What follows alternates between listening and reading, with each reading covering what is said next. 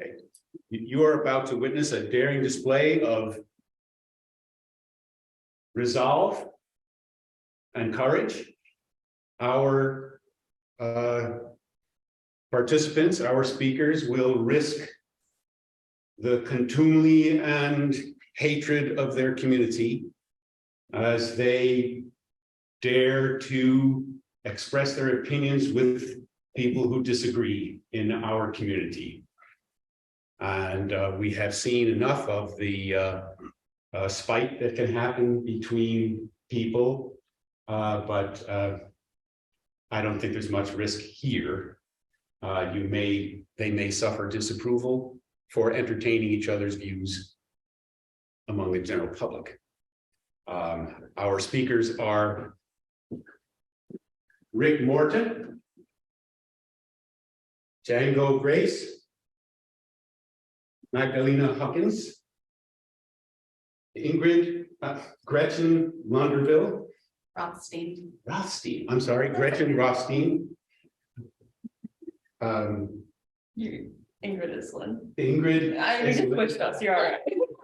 Ingrid Islin and Matthew Witzani. They will speak first briefly about how they first considered the issue of abortion, and then the discussion will proceed naturally from there. Rick? Well, we just wanted to start off with the idea of how did I come to the position that I hold? And I'm strongly pro-life orientation, but I think that sometimes has it carries more to some people than others. Basically, the position that I hold is that society is supposed to protect the most vulnerable and innocent among us. That's what we're supposed to do. In the wild, animals don't do that. If you can't make it, then you're left to die. But in our culture, I think what it should be, I feel, is that, and even our documents of our founding indicate that government is established to bring order and safety and security to the entire population. So that's a general principle. And a number of years ago, actually 1974, I came to what is sometimes called a crisis in my life, and turned to the Lord for my salvation. And that changed my orientation on a lot of different issues, one of which was the value of life. Now, as a result of that, I've sort of gone down the path of becoming an ordained minister with the Assemblies of God. I'm now a chaplain, an appointed chaplain in an assisted living facility. That's what I do. But that led me to the position of being involved with a pro-life orientation. Good, good.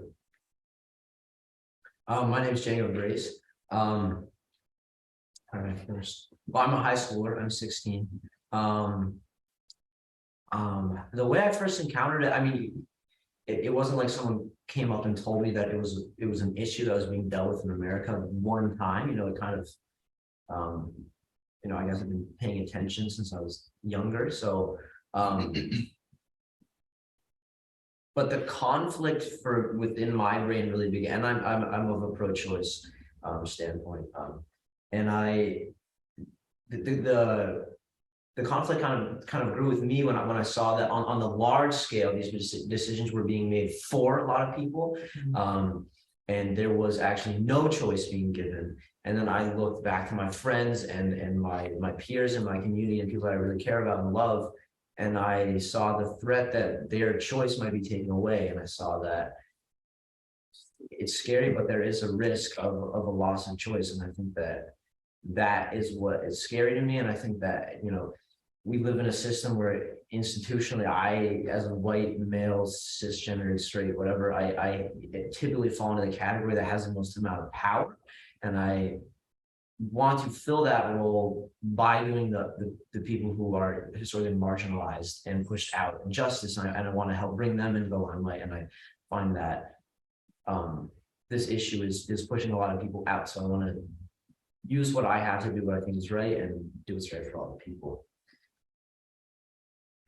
I'm Magdalena. I guess I grew up in a Catholic household, and I think my first exposure to a pregnant woman was my mom and my younger siblings. But then I think I was first exposed to abortion when I was about 6 years old, and someone said, "Oh, well, it's when they kill the baby in the womb." And my immediate thought was like, "Wait, how do people do that?" And then, like, obviously growing up with the idea that children in the womb deserve to be protected, like your was saying, that was kind of always ingrained. But I think what made me actively pro-life, in that I actually think it's an issue that we have to act on and get the legislator to work with and then support women in the community, was when looking at the scientific ideas of this is a child, right? Human offspring is in the womb. And just by reason looking at that and saying like, okay, well, that makes sense. Then also having the principle that it seems wrong to kill another human for convenience or for fear or for something else. And then looking at it again and saying, it's always wrong to kill an innocent human being. That's what made me think like, okay, yeah, I have to fight for this. But then I think there's another aspect of the pro-life idea that not only do you fight for the child, but you have to fight for the woman. And I think that really sunk in my sophomore year of college when we started being actively pro-life in our community, and when we met women that didn't feel like they had any support from their community. And that opened up the other aspect of the pro-life movement, where it's not just about the child, but it's also about the woman and do we have support for her? And I think that's what gets forgotten a lot. So I think that's where I'm coming from a pro-life perspective. Thank you. I'm Gretchen, and I'm on the pro-choice. I am pro-choice. Growing up in the Midwest, I think the topic of abortion didn't really grab my personal experience. I mean, I don't think I had a personal experience when I was a young adult, but growing up, and I always said that I believe in choice, but it might not be for me. And I was a young married woman in my early 20s, and I became pregnant unexpectedly with my first child. My husband and I were really excited to welcome this baby and start our family. We were a military family, and was very excited to find out if we were having a boy or a girl. Through our medical care, we received pretty typical care. And when I asked for an ultrasound, I was told I wouldn't get one until I was 20 weeks pregnant. So at 18 weeks, I was really psyched to go home to my home state and baby shower and be excited with my family. So my husband and I decided to pay for an ultrasound off base. So we went one night at the end of October, and we had an ultrasound to find out if we were going to be welcoming a boy or a girl. And the ultrasound technician pretty quickly went to get the doctor, and the doctor came back and gave us the news that our child would not be compatible with life, which is a very technical term that I wasn't really ready to hear. And because we were in Alaska at the time, Alaska only had at the time 2 perinatologists, so pregnancy doctors for babies. So we were flown to Seattle. Now, I was 18 weeks pregnant, and that took a little bit of time. So at 18 weeks, we waited a week to be medevaced to a base near Seattle, Washington. Waited another few days to see the doctor, who confirmed that our baby had a structural defect that would not allow him to live much past birth if he lived that long at all. We were given the choice by our doctor. We could continue our pregnancy, or we could choose to end the pregnancy now. And we chose to carry our pregnancy. I wanted to carry my son for as long as I could, which was involved a couple of ambulance trips, multiple hospital stays, and ultimately an emergency cesarean section. My son had a structural defect, meaning this wasn't something that was chromosomal. and it wasn't something that was genetic. So when a baby is growing, forming in the mother's womb, a lot of things have to happen in a certain order in order for all of us to develop in a healthy way that would be, leading to us here. So one of those things is our intestinal system develops outside of our bodies, and not technical terms. Our intestinal system develops outside of the abdomen, and this system has to make a specific turn before entering the abdomen, and that didn't happen with my child.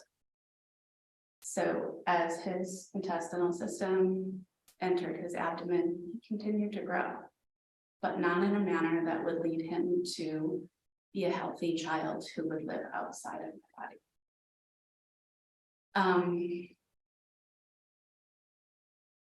I can tell you with absolute certainty that all of those turns, that all of those little things that happen to create a person, all of those little things, that was an intestinal system.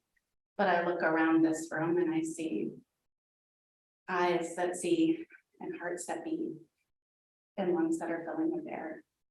The miracle of all of us, the miracle of science that allows us to be here, that allows so many people to be in this world, is truly an amazing thing. And just because I'm pro-choice doesn't mean that I don't believe in that. Mm-hmm. Just because I'm pro-choice doesn't mean I haven't lived that.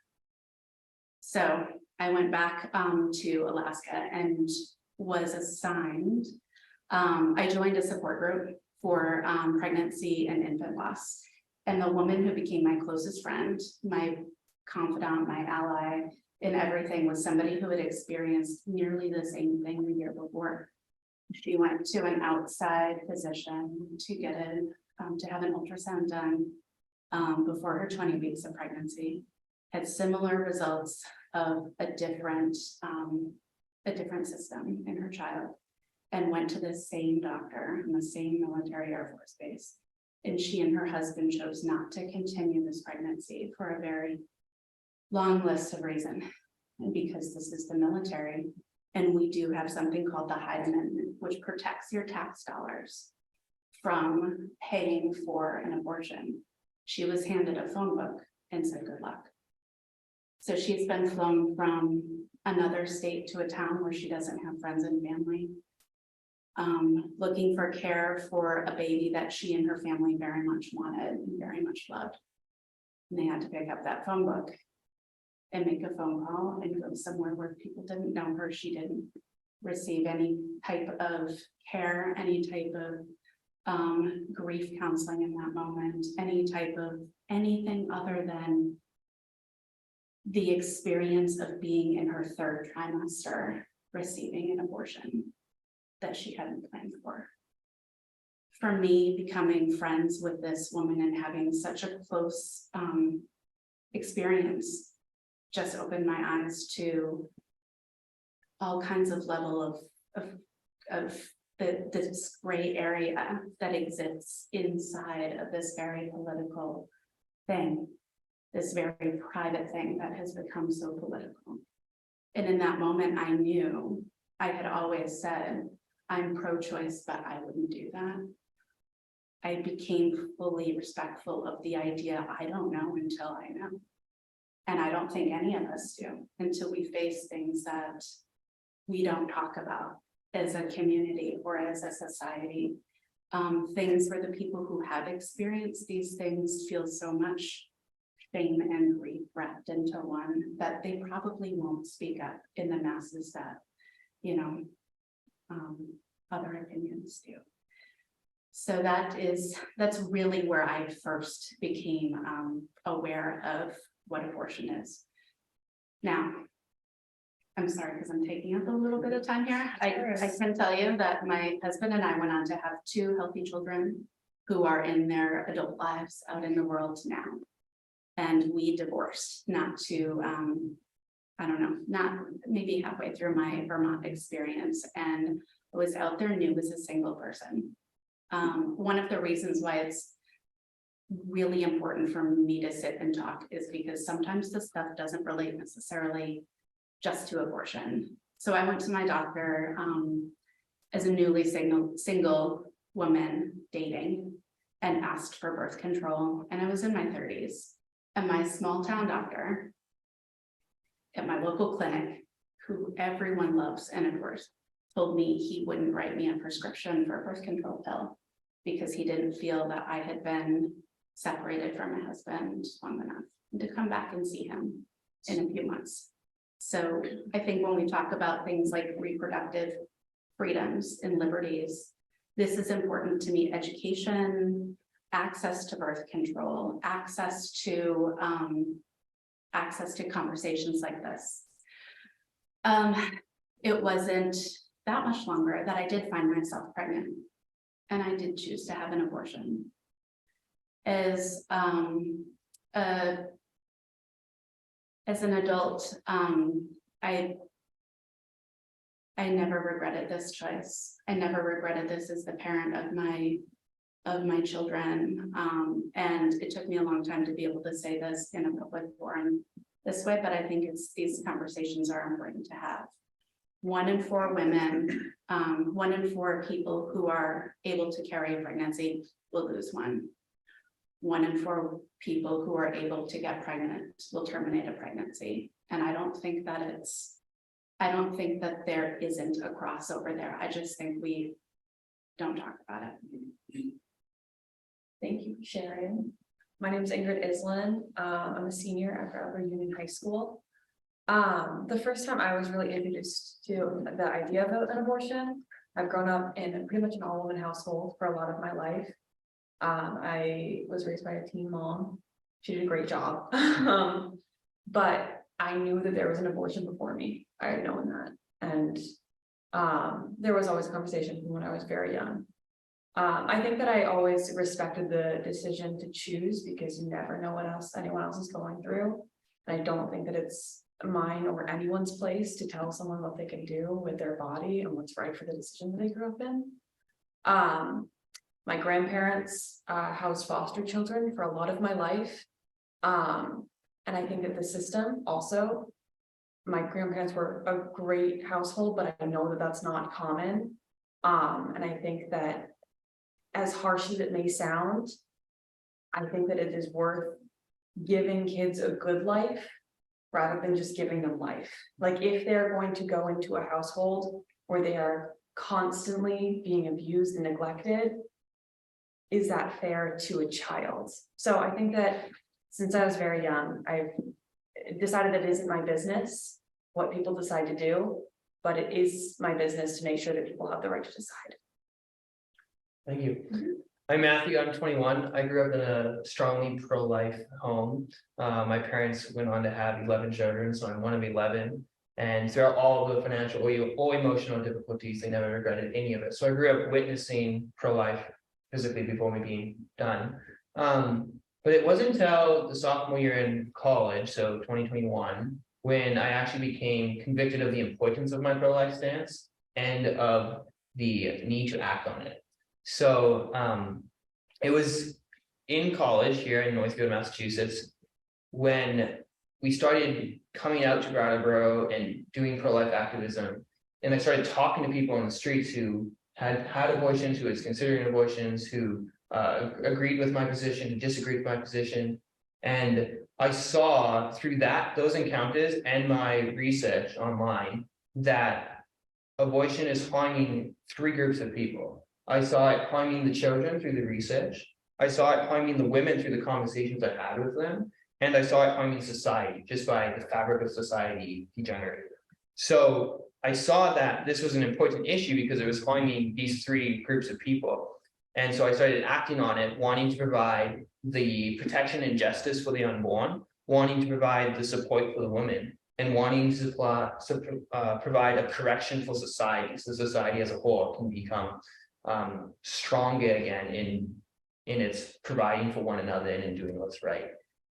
So I'm strongly pro-life, and I thank you all for sharing tonight, and I look forward to continuing the conversation. Thank you, Matthew. Right, so we have a variety of approaches. I think Gretchen's story is like really varied, and you've come to it from so many different angles. You've seen so many different, had so many different experiences in one person. So now your question is, should abortion be legal? So I won't direct you. Go ahead. Everybody's got a comment. I would personally say yes. It's been my stance all along. Once again, I think that it should be a choice. I understand the religious aspect of it in so many ways. I grew up around religion. I'm now a Buddhist. I think that it is important for people to choose.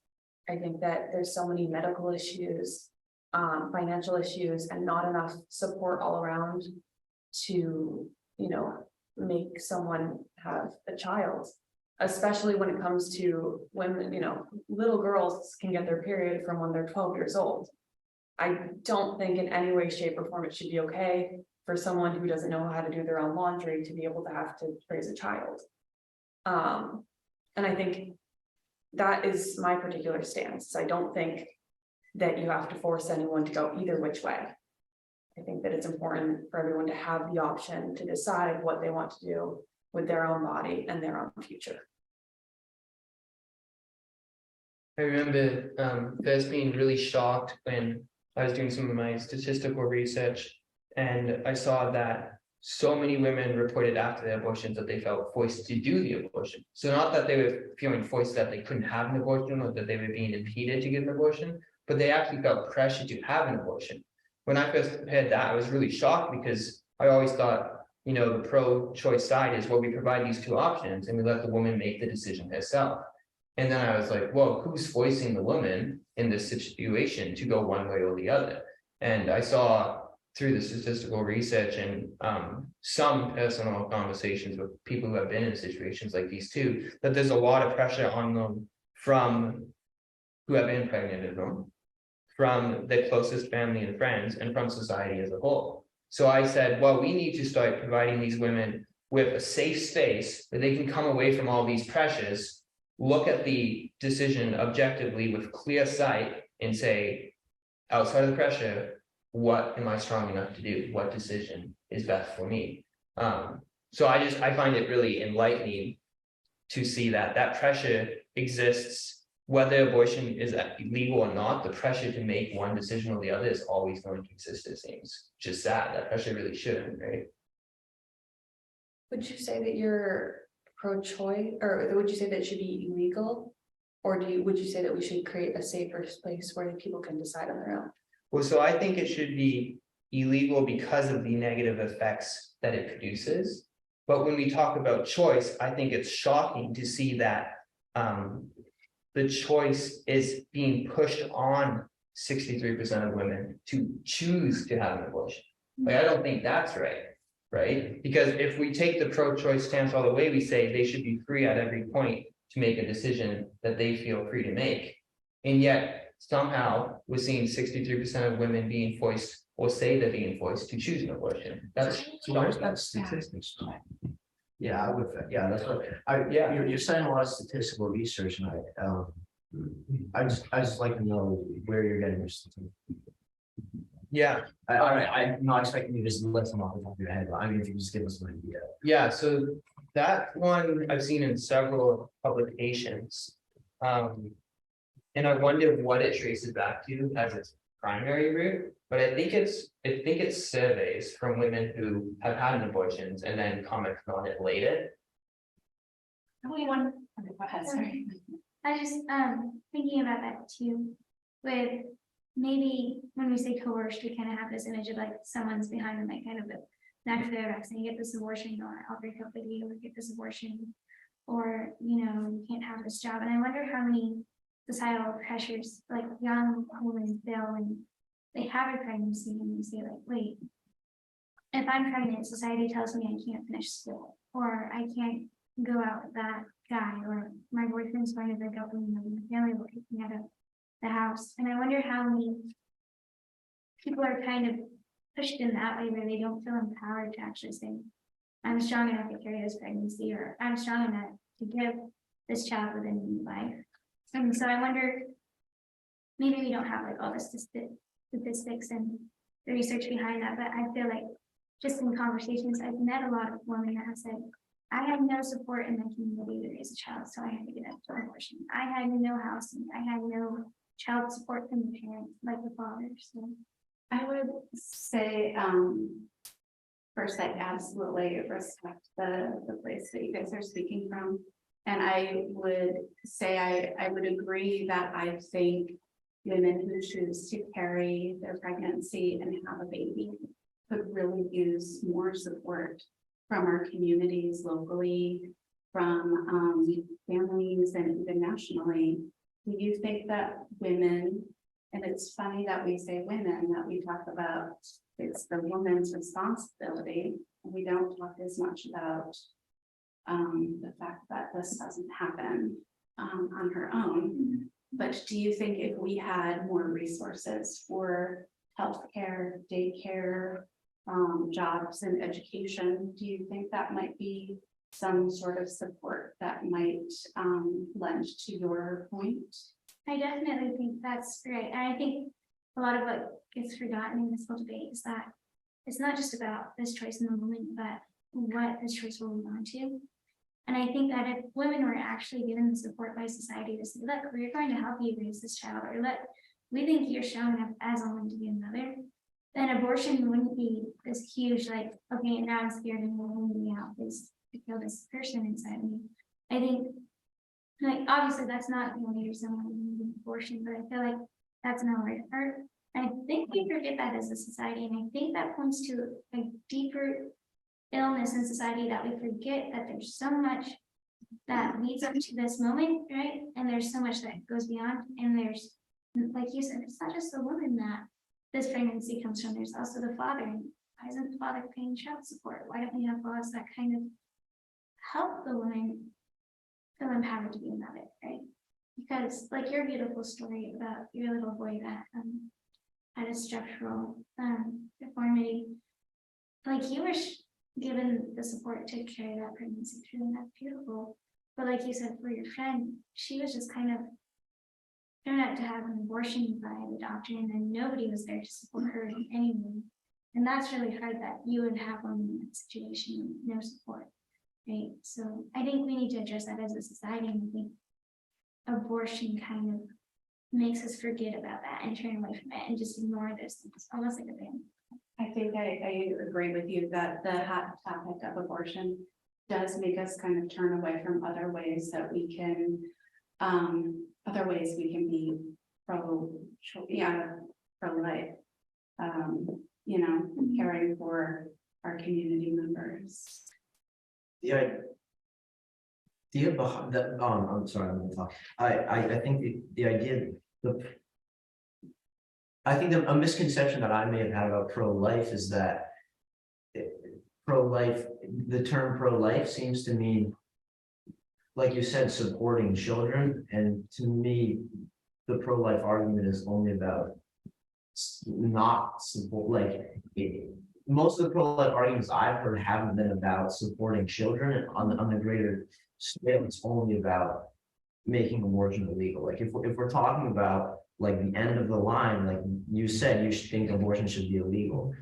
And I mean, we can beat around the bush, but I think that's what you're like saying, and I don't think that's pro-life. I think pro-life is building support, and just saying abortion is illegal is pro-abortion ban, you know. I think that's related in some ways, but I think there's also an idea that society has these problems, right? Whatever they are, lack of women's support, lack of responsibility on the part of the father, lack of help for people that have suffered from rape or human trafficking. Like these are all giant societal issues. And it seems like what we're noticing is that people just put abortion as kind of the solution to this. And abortion in itself, I think the reason why Matthew said it should be done is because just as a medical procedure, it kills another human being, right? Like the human developing. So in that sense, you say we don't want to kill a human being, so we should make that illegal. What comes from making it illegal, you either have women left in a lurch with like all of these things building up, or you have, like that would be one thing, but if you have a pro-life movement, you say it should be illegal because of this reason, but also in that we have to make society better so that we can support women, because otherwise women are just left in a lurch and they're still left in these desperate situations. So there's two sides to the pro-life movement. So I have other comments on your Yeah, I was just gonna say that sounds like two different movement. One of them sounds like starting from the bottom up and fixing society and making a place where women feel that they are comfortable and supported enough to be able to carry a pregnancy to term.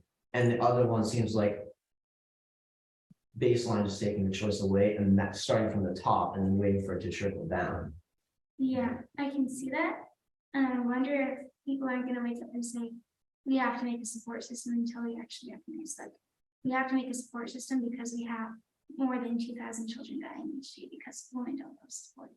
I think that's kind of what it boils down to. We want to introduce Priya Kitzmiller. She's an organizer for the event. Oh, yes, my name is Priya Kitzmiller. I don't know if I'm officially a part of the discussion, but I had some thoughts that I wanted to share and if everybody minds. Nice one. There have been some terms and words that have been thrown around that I just wanted to address. The first one, Matthew and Magdalena mentioned, was strong. How a woman has to be very strong to carry this child. I don't know if you ever connected strong with giving birth. You just said strong enough to make the right decision.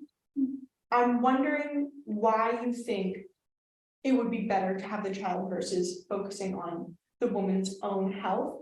Also, life, like you're mentioning child into the womb. In the Bible, and this is okay, we can disagree about this, but it is stated that life begins after the first breath is taken. So I'm wondering, when would you say that the child is alive?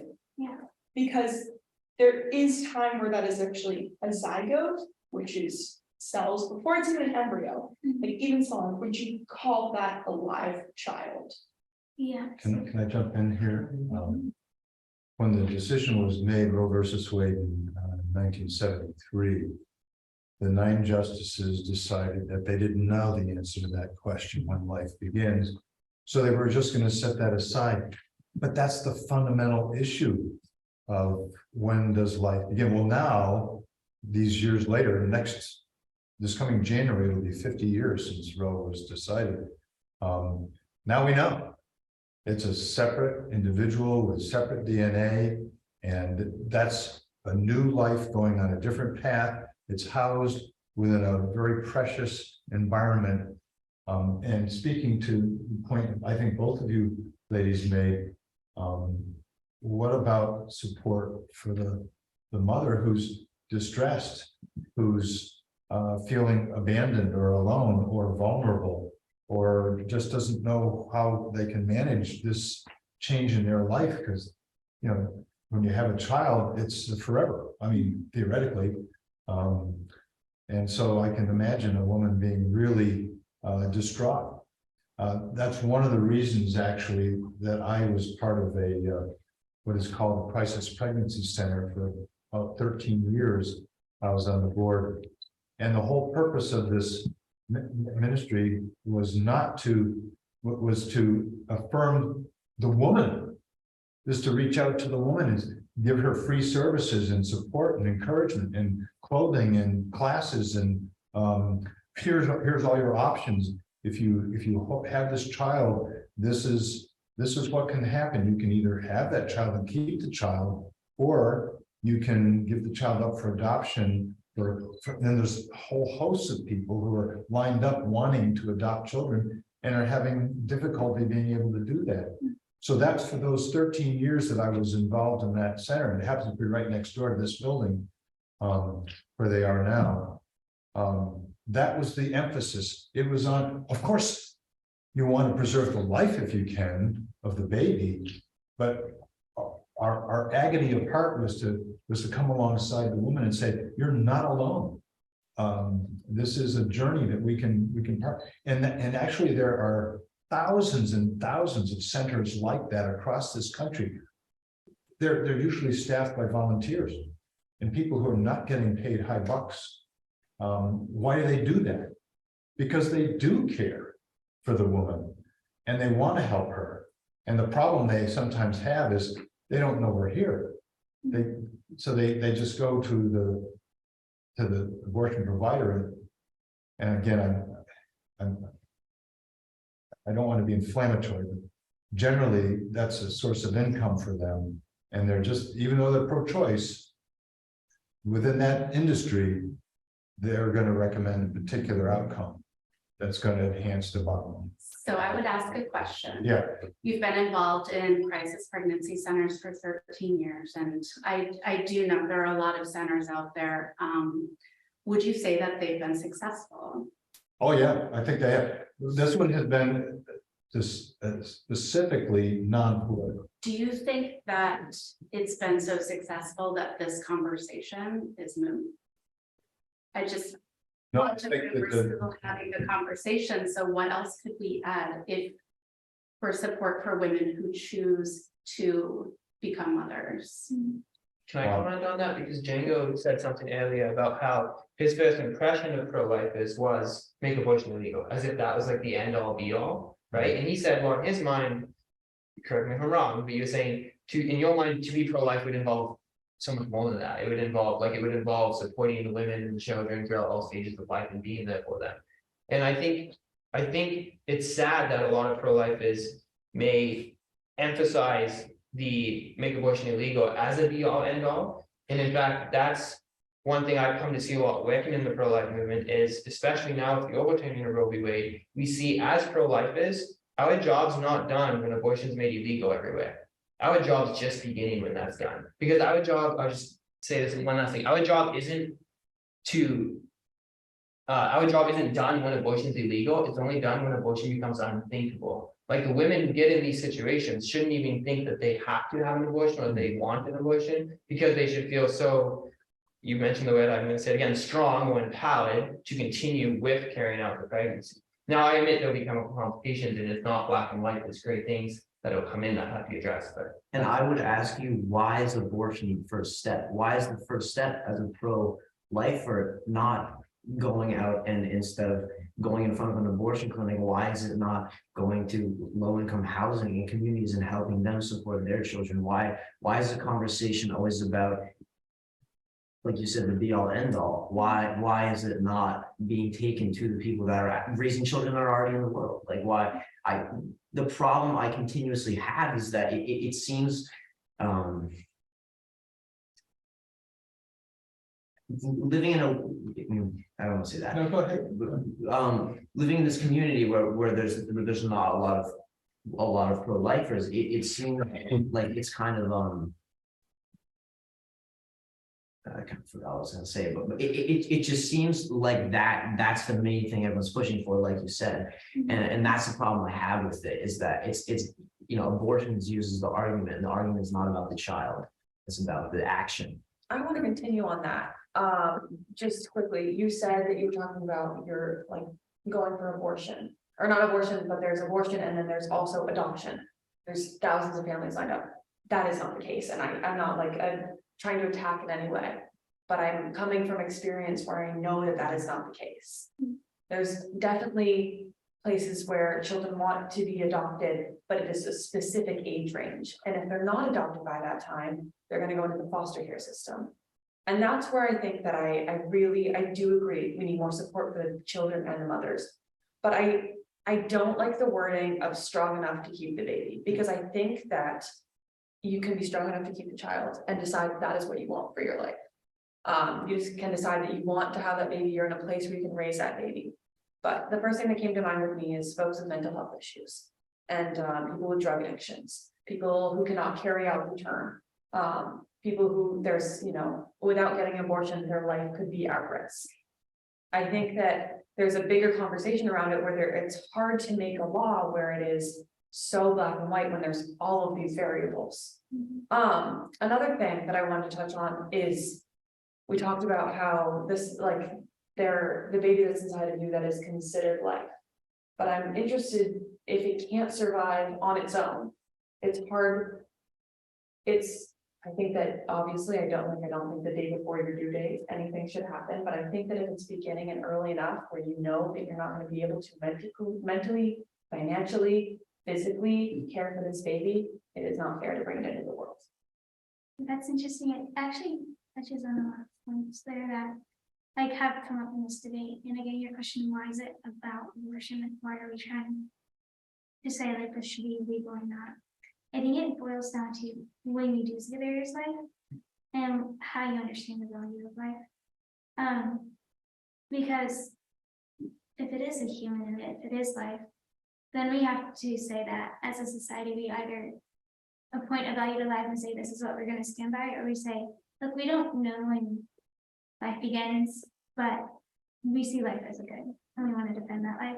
Like, I guess it's that with the foster system being so messed up, you think it's more merciful in a way to kill a child instead of letting it go in there? Well, not necessarily. I think that if you are not able to care for it, if you are not about to give, I think that life is very valuable. Mhm. But I also think that young parents, and I think that it is almost not necessarily to kill the baby, but to take into consideration where you are in your life to make sure that if you are going to bring this life into this world, Mhm.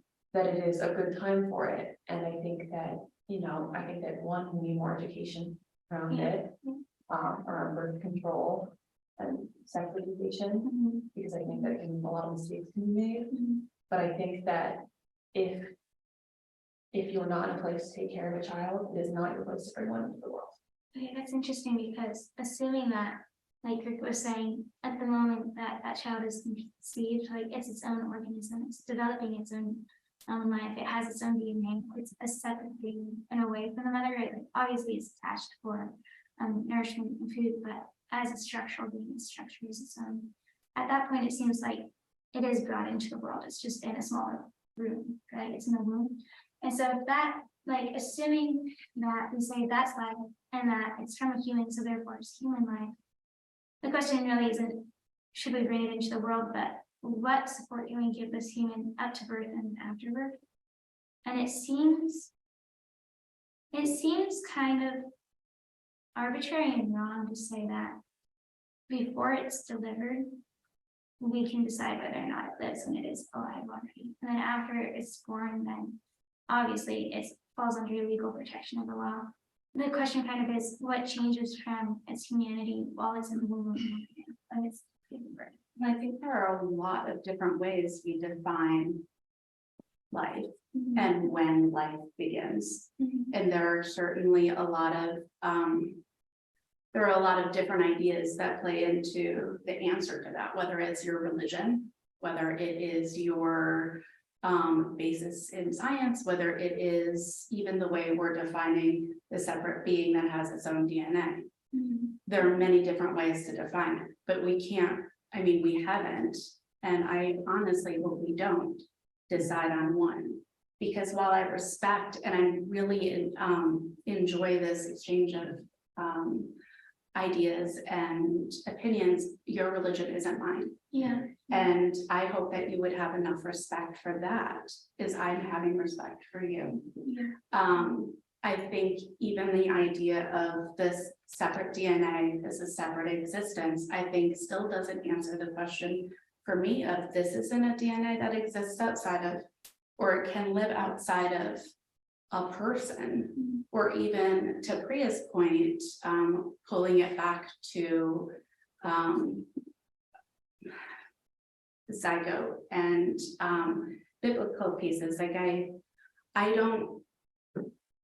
I would be really challenged to feel like we could all agree on something like that, which then extends into the idea of should abortion be not even legal, but like moral, Question. No.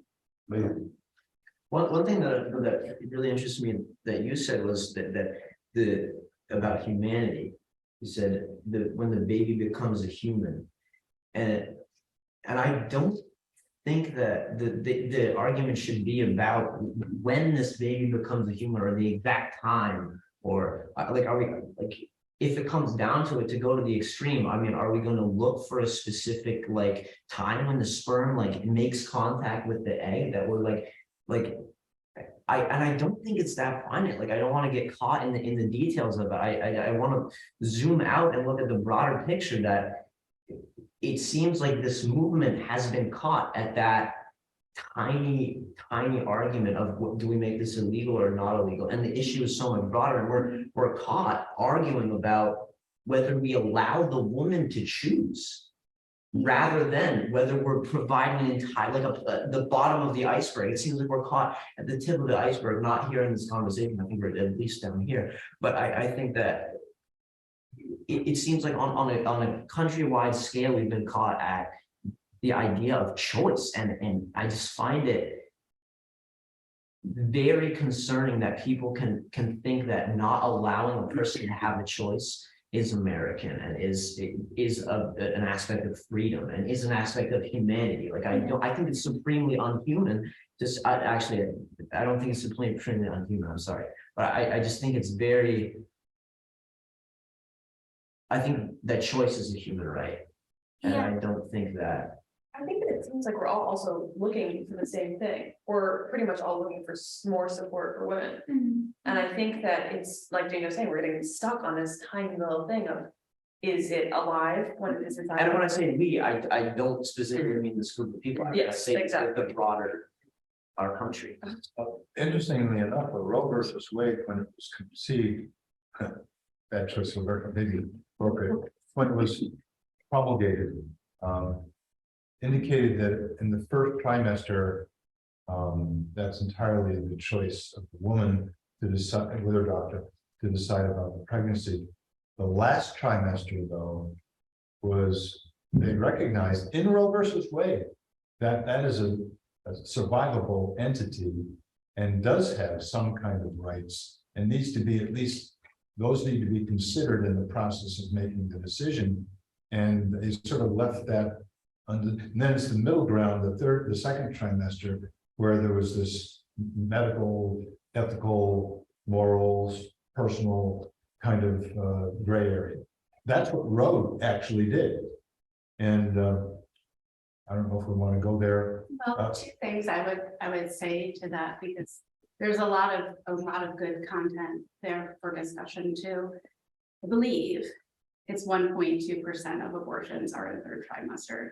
Don't quote me, I don't have it written down, but let's entertain the idea that it's a really small percentage. And I would also say, again, anecdotally, that most of these pregnancies, most of these babies have names and nurseries and families who are ready to welcome them. And it's only because of tragedy and I can't give a percentage, I really can't, but I would say, like, definitely look at it.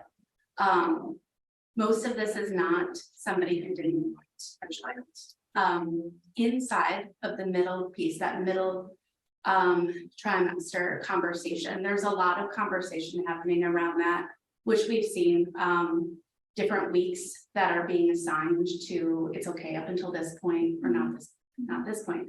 There are other states that are voting to change their constitutions right now as well. And one of the states that has had this back and forth in a very difficult way has been California. And when the change was being introduced, they specifically did not put in weak guidelines, because, like a lot of things, pregnancies vary and they're different for everyone. So where somebody might have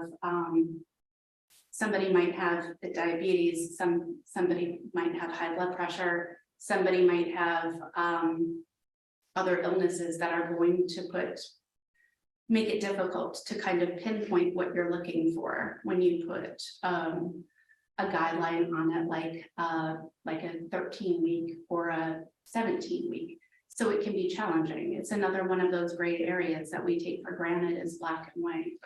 So just some food for thought in the conversation. I do have a question for everyone who's pro-life in the room.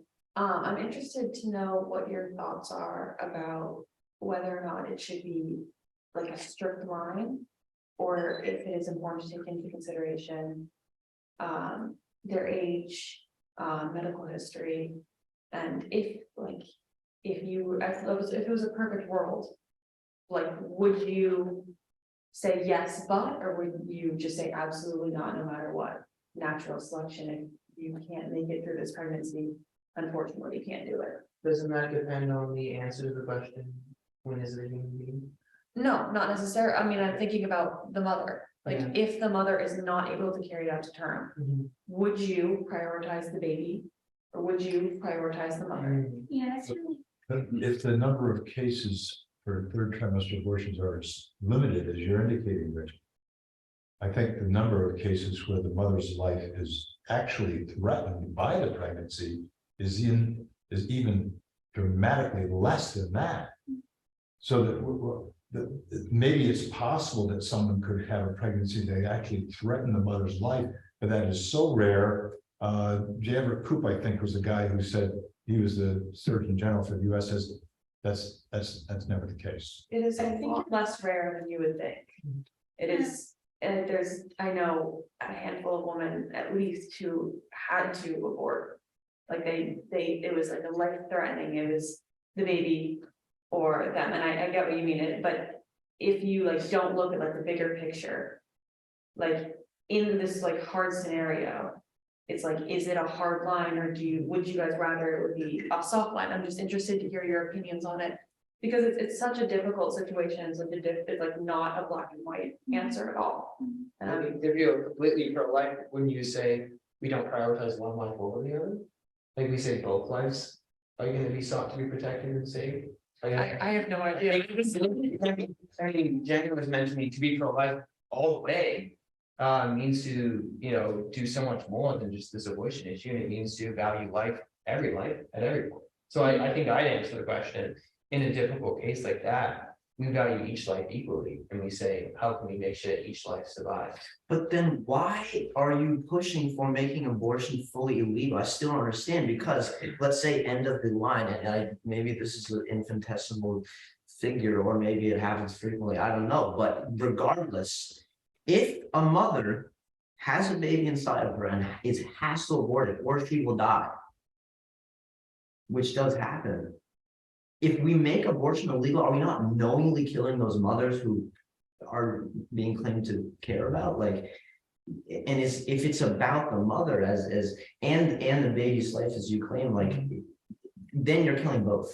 I think that we're kind of forgetting one of these advances that we've made in medicine, especially in the last century, like just since 2000, where, like Rick was saying, it's a very small number, first of all, in the trimester that have abortions.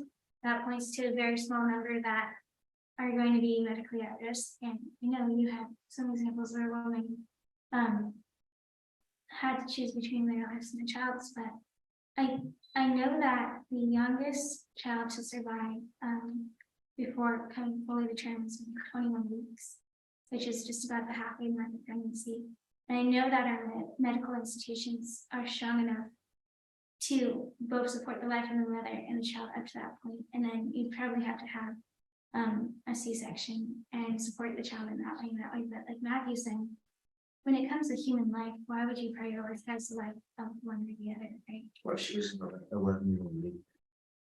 That's a really, really hard. I would like throw in an answer. Sure, I would throw in one more gray layer and say, so one thing that would be considered common is high blood pressure in a pregnancy, which may not result or the need to terminate a pregnancy, but an early delivery. So now we've continued to build on things. So if we were saying no abortion if the woman's life is in danger, we'll take it from here and honor both lives, there would be the next thing that isn't an abortion, but it really is inducing labor for somebody to save a woman's life when a baby might be too early or at risk. I think that's a really great point. In fact, I was thinking something similar, because when Django said, would we want to risk the woman's life by denying an abortion?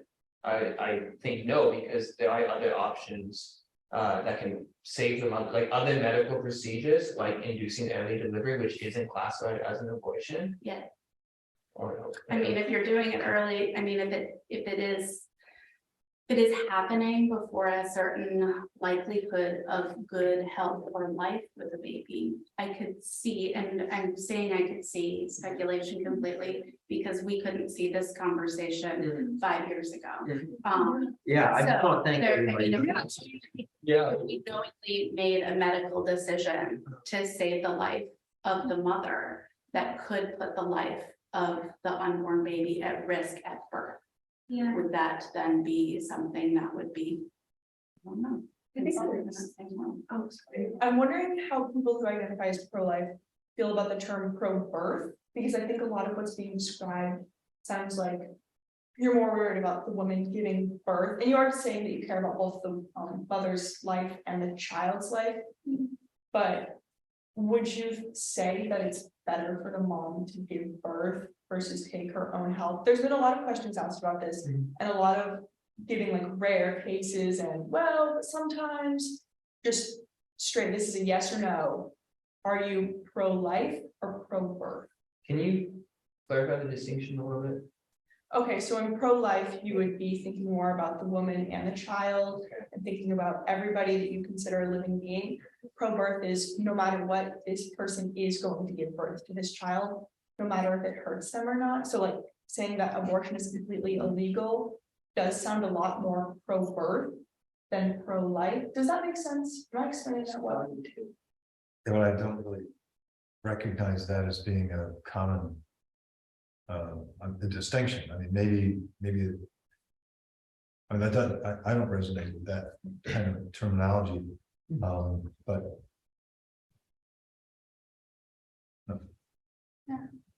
I guess, yeah, I haven't really understood like pro-birth. I think that the emphasis is pro-life and the life of both the child and the woman. But I feel like now, especially in this debate, the life of the child is often forgot and the life of the woman is put as like the only thing you think about when they're not mutually exclusive. And I think by saying like, oh, just one or the other, that's ignoring the other and that's ignoring the issue. Yeah. I'd love to see.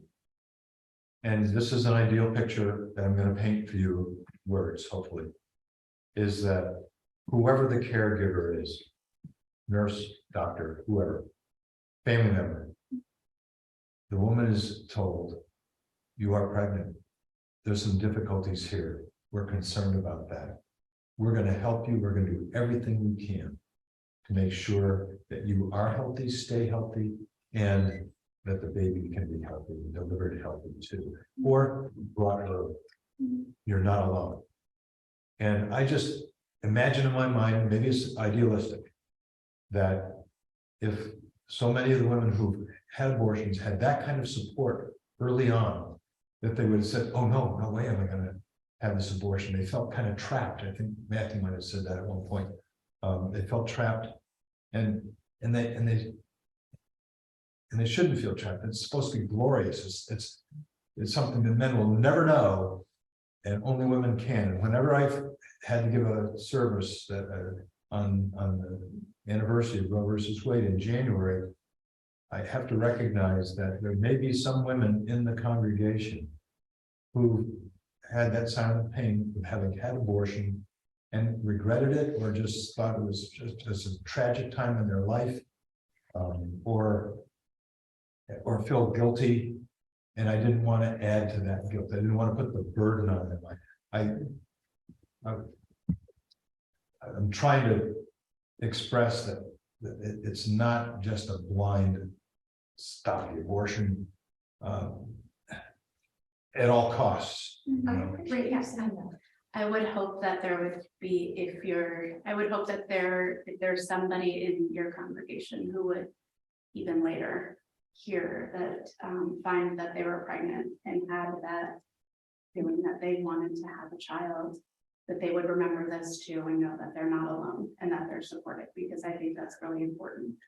I mean, for all good things, and I would hope that through parents who decide to bring a child into the world, support through those medical things, that we're going to make sure that you're supported and financially not going to face an overwhelming burden, and we're going to help educate you to be the best parent that you are choosing to be. And as we look at early childhood pre-K, and the state of Vermont is really suffering right now. Childcare in the state of Vermont is really suffering right now. Our foster system is full. So there are ways I think that we are all sitting around this circle and have differences, but I think that that is really something that I'm hearing from everybody that that they feel. So Ingrid, you had something you wanted to? Yeah, I just wanted to say, I did really appreciate you talking about how this isn't cut and dry. There is a lot of pain and suffering that comes with having an abortion, and there's absolutely no doubt about that. But I don't want the pain, like I know, as I talked about earlier, my mom had an abortion. I was always very aware of this. And when I got old enough to talk about it, it was a very hard time. It's really hard to make the decision to get rid of something like that, like to, you know, decide to not continue a pregnancy. But that doesn't necessarily mean that it's a regretted decision. And I think that it's, I don't like the rhetoric about it, that it's out of convenience. Like it's rarely ever out of convenience to go get an abortion. So I do really appreciate you talking about the fact that, you know, it's not an easy decision, and it is definitely a decision, you know. Yeah, thank you. I guess I also kind of had a question for just the people that identify as pro-choice moms. What do you think about the idea that if it is a human in the womb and abortion is killing it, like, how do you understand that this is an actual death of an actual human? making an assumption that I would think that that is a human, like. Yeah, I guess that one. I think if it is a human life, then it should be up to the mother to decide what's best for herself and the child. I think regardless, I think, To what point in the pregnancy? and then who gets to decide that? Up So. to what point in pregnancy? So I would say, first, the designation of human and human life that exists. We kind of covered that piece, but I just fizzled there. I'm sorry. Maybe it's just restating, but it's not some other kind of life. It's not some other animal creature. It can only be human, even if you want to call it pre-human, it can only become a human being. Even if there's a problem with the structural nature of the child, it's still a human. And so I guess Magdalena's question is, if it is, then,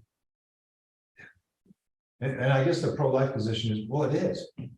It's actually can only be a human life right from the point of conception all the way through. It's not viable until 20-21 weeks, but it's still human prior to that. I would go jinx. I would also go off that, and I would say I don't see it as human life. Up until like from, you know, conception or whatever, like right there until 21 weeks, I don't see that as a human life. Like I'm not. So I think that it's hard to say that I don't see it as I'm killing something, or a woman is killing something, and that's where I'm coming from. I would agree with that we're focused on the term human, where I'm like, okay, we have some DNA, we have some cells. The potential for a human life is there, but for me, I'm really saying the potential for a human life, if what, if we choose. Okay, so how do you understand? I guess I'm just trying to understand. Sure. How do you understand human life? If this is kind of what the debate is about, this human life or this possible human life, like what do you understand as human life? If it can survive outside of the body, like outside of the mother, then I would consider it human. I think you're going to hear different answers to that question depending on who you ask, because I think that's a really valid answer to it. Do you have any question? I mean, this is a little frank, but like you think a sperm and an egg are individual lives. Like I don't see those as human. And I don't think a group of cells is human. Without delving into scientific. I mean, I think every human asks themselves, what does it mean to be human? What is a human? And I'm still struggling to find the answer. I think a human is a person that can make a choice for themselves. Well, that's a hard one. That's whose humanity would take away. I guess, That was to the extreme, I'm sorry. yeah, I definitely, yeah. It'd be hard to say like a human is just someone that can make a choice for themselves, because obviously, like, you have this whole scale of people that can make choices or not. Like a newborn can make a choice for itself, toddler can. I would say a human would make a choice, like, not, maybe not a conscious choice, but a newborn has like the cognitive ability to like crawl around. Not a newborn, but like maybe at a certain point in development, you know. It's, Friday when it's hungry, there's choice involved, it might not necessarily be like they're able to say like, I choose to say no to that, but there's, kind of their own decisions they can make. I think that I agree, it's a hard thing to find like an exact time of when this becomes a life, because it is completely based on individual ideas. And I think that that's why I am so pro-choice, is we don't have a definitive answer to that. Yeah, it's interesting though. It's, yeah, because this is like such a, like, I don't know how we understand human life, because maybe it's consciousness, maybe it's movement, maybe it's this and this function. But like my sister right now, she's 9.5 months pregnant, I think. Yeah, and I was talking to her on the phone the other day, and we were watching this little video together of like child development at 9 weeks, and it was really incredible just to see like, oh, at 9 weeks, this child has brain waves, like they've been able to pick that up on like, medical instruments, and it now has distinct toes, and it's starting to move around in the room. And it seems like when you distinctly see human features on this thing that has been developing for 9 weeks at this point, and you're starting to say, wow, this really looks like a little human. It's hard to say just because that baby can't necessarily survive on its own, then it's not human, right? Like, it seems like such an arbitrary thing to say, like, well, the standard of humanity is whether or not it would survive if it was not given the support, right? 10 weeks. 10 weeks. Okay, well, so my sister's baby is going to be that size this week. Yeah. But I don't know, it seems hard to say that someone's humanity can be just completely decided by someone else that isn't that person. Does that make sense? That's exactly where I'm coming from. Because I think that it is not anyone else's voice, but the woman's in that decision. I think that it's so hard to even make the decision in the first place. I think that I completely understand that it's like, if you're seeing distinct features on a fetus, that it's hard to say that it's not alive. But I think that it's hard to say like any, like I was looking at it as, I think like it's a dolphin and a human fetus look very similar, that they're in the early stages, which is why I'm so like, it's so interesting to me, because I'm wondering like, if you saw like 2 pictures of 2 very similar fetuses, would you be able to pick one out from the other?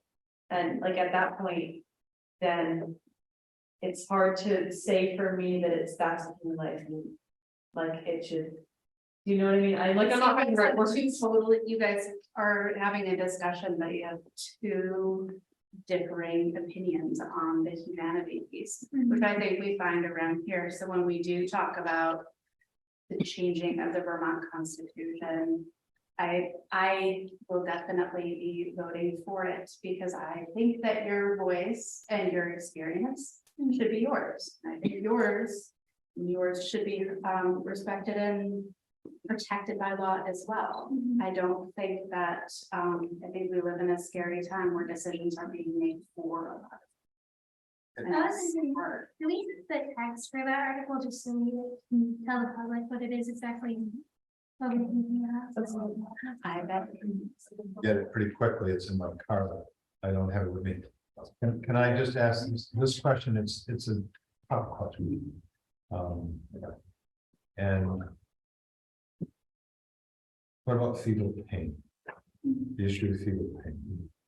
I think the threshold has been pretty much reasonably established at the range of 12 to 15 weeks for fetal pain. And do we really understand what an abortion does to the child? How there's several kinds of abortion.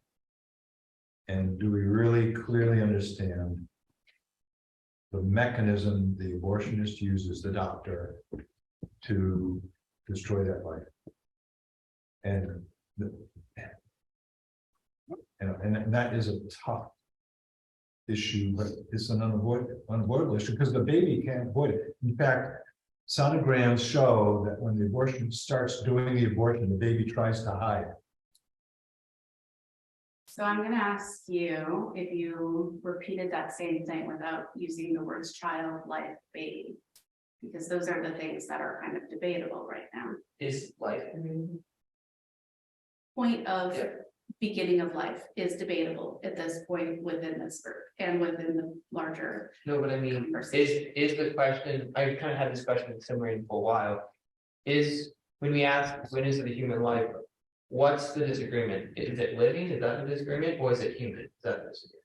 That's a good question, because Yeah. we've debated both of those things Yeah. within this group. I guess But- like for the example of my like sister, would you say that little baby isn't alive or it isn't? I would say that that is not an independent life.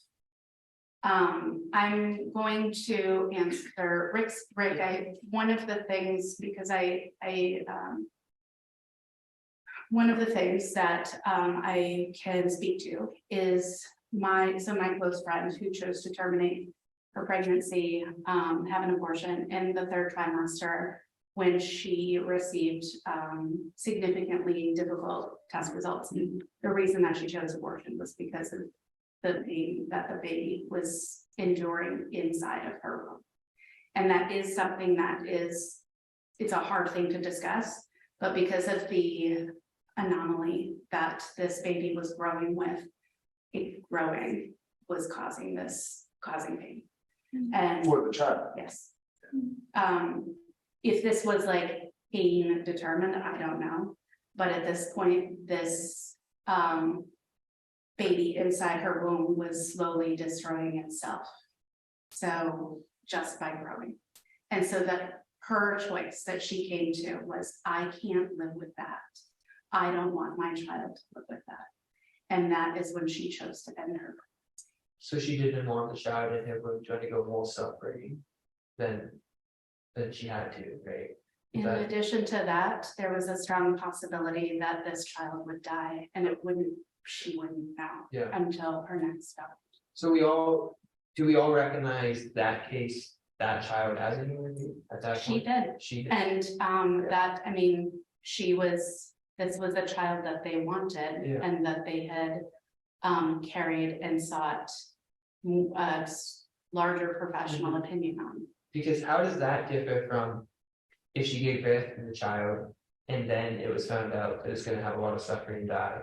Could she then just say, we'll just kill the child now outside my room because it's gonna suffer the rest of its I life? think the difference is that it was still dependent on her. I think that's a very valuable point that you brought up, is that when the child is still dependent on the mother. And like can live outside of the womb, like, but and you can say like a baby is also like a baby outside of the womb is still fully dependent on the mother, but like, you know, another mother could take care of the child. But when it's still inside of the mother, I think we can dig deep into it, but I think that it's still part of the mother, and that is still like an influx of like that life is still like kind of attached, you know.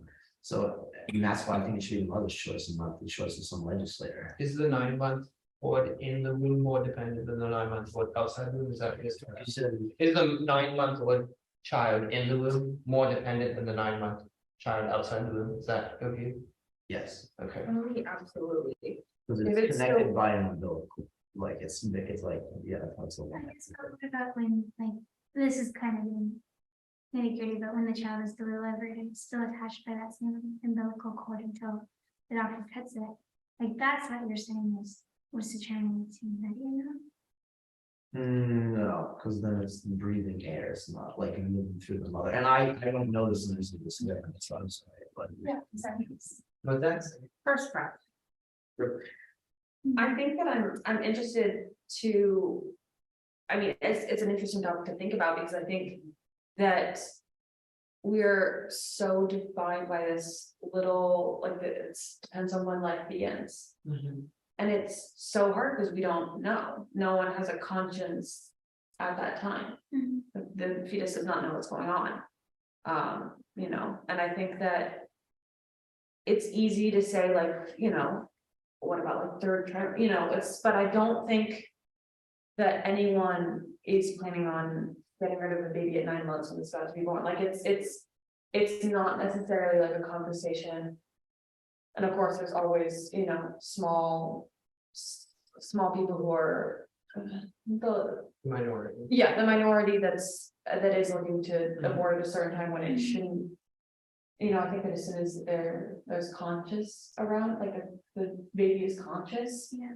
I think that once it's out and it's breathing air, it's then protected by the law. And I think that it should be up to the woman to decide what she's capable of doing. I'm sorry. Sorry, this is interesting though, because you're saying like once it's out and it's breathing, then it should be protected by the law, but especially in my home state, you know, the University of San Francisco and everything. They do very late term abortions, and there have been cases where children have survived the procedure and they're out there. And then since their delivery was kind of the result of an attempted abortion, they don't seem to have the same protection under the law. What would you say in cases like that where a child survived an abortion attempt and was now at the age of viability outside of the womb? Would you say that, okay, it's still the choice of the mother to kill that child, or no, we have to give that child all the rights and protection that some other child would have born at that same age? Personally, and I'm not speaking for anyone else in this room, I would say if I personally don't agree with that rate of abortion, I think that if it is able to breathe on its own, I don't know enough about that to be able to speak on it fully. But I think that if it's out and it's like living and surviving, not on any foods or anything, I don't think that it is up to the mother to kill, you know, that baby. I think that it's, but I don't know enough about it to be able to speak on it. California either passed or is considering passing a law which doesn't designate human rights to a child until 28 days after birth.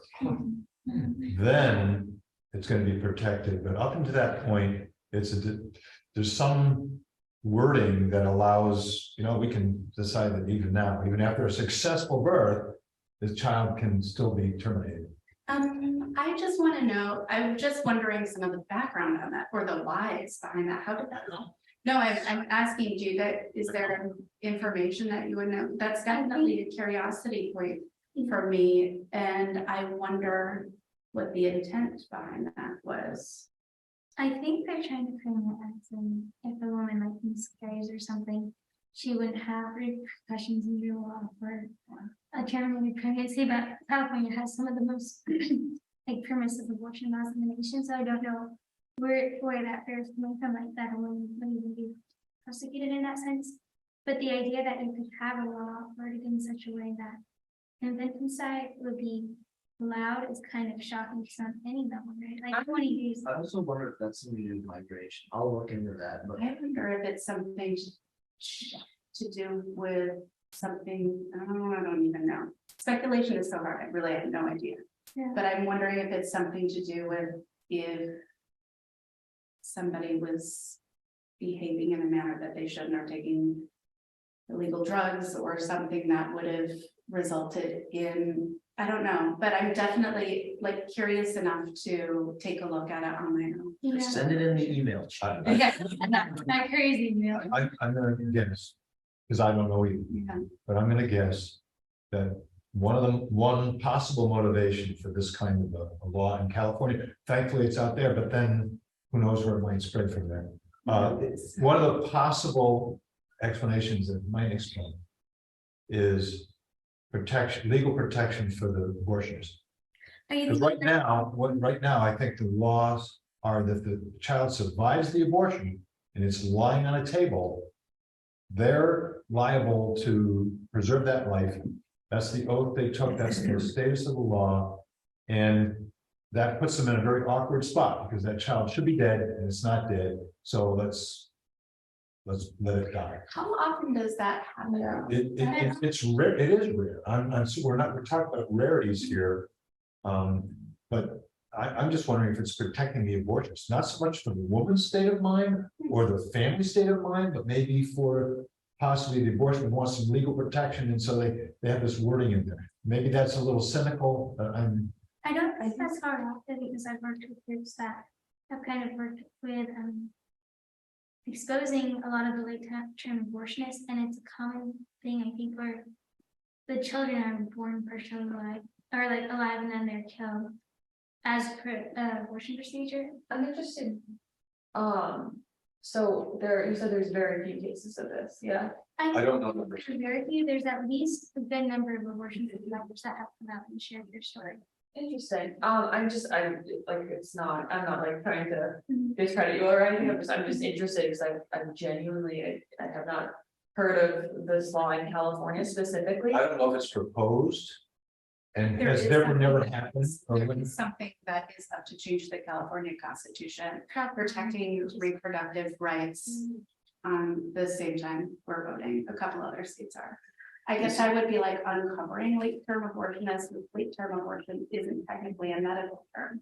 But I don't think that there is a necessity to legally uncover anybody. No, not like that. Not like legally, like prosecuting. But I think that I'm talking about the old school, like gotcha films that were kind of I don't think they ended up being like legit films of abortion. This brings up brings up the whole, a very interesting side of this, and it's a term that I've heard repeated a lot in the reproductive rights movement, and I mean, I've just heard a lot of people say, but the term goes, banning abortion does not ban abortion, it bans safe abortion.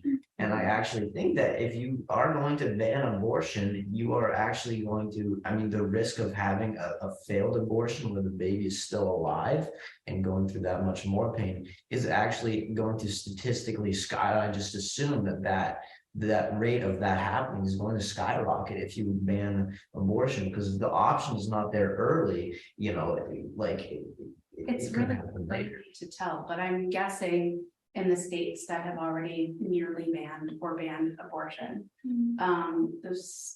We're really looking at a communities of women who may not have the resources, minorities and people who are not as well off, and to be looking at travel, taking time off of work, all of those things. I think as time goes, we'll see those things. Some places encourage women who have had a baby and are really struggling with childcare. I don't mean childcare like a toddler. I mean like they just are clueless and they're terrified, and they wish they didn't have the baby. You bring it to the hospital, you bring it to the police station, you bring it to some place. It's actually a compartment. You can put the baby wrapped up in a blanket, whatever, and actually you can, by doing that, you're giving up your rights, and they're not going to pursue legally who might have done it. They're not going to put cameras on you. Yeah, there's places like that. Yeah, and I don't know, not every place does that, but some places do. That's specifically for a certain age range, I'm pretty sure in a lot of states. Really young. Yeah, and I think that, I just wanted to, there is something like that in place, and that is definitely good. I'm gonna go back to the foster care system, because I think that if any of this, for any of this to work, there needs to be better systems in place. As it stands now, a lot of our systems are not doing well for the children. It's a hard thing, and going back to these abortion laws, I mean, it's going to specifically target minorities and low-income women. Because if someone is rich enough and they are able to get the time off, they will fly to another state to get the abortion and fly home. It is not, it's gonna affect the people who are, taking the bus to work there and back every single day and who can't afford a car or can't afford time off of work. That's who it's gonna affect the most. And that's the hard part, is it's not. People who would like to still get an abortion will still do it if they have the money. And people who Safely. yeah, they'll safely get it, and then there's other options. For those who do not have the resources or do not have the money or cannot take the time off of work. And I think that's a hard part. Candidate for state senate. I'm on the ballot. So if you're a resident of Vermont, you have a choice of voting or not voting for me. I wish you would. Oh, that's what I've heard your name. Yeah. So, Rick, don't talk about that. no, the reason I was, It screws up our relation to the election laws. okay, well, yeah, I wasn't gonna go any further than, I was just, yeah, okay, I see what you mean. I want to. But what I want to say is, I'm very sympathetic to the idea that we need to make some significant improvement in the foster care system, in the adoption system, in the support for women who are struggling with even having.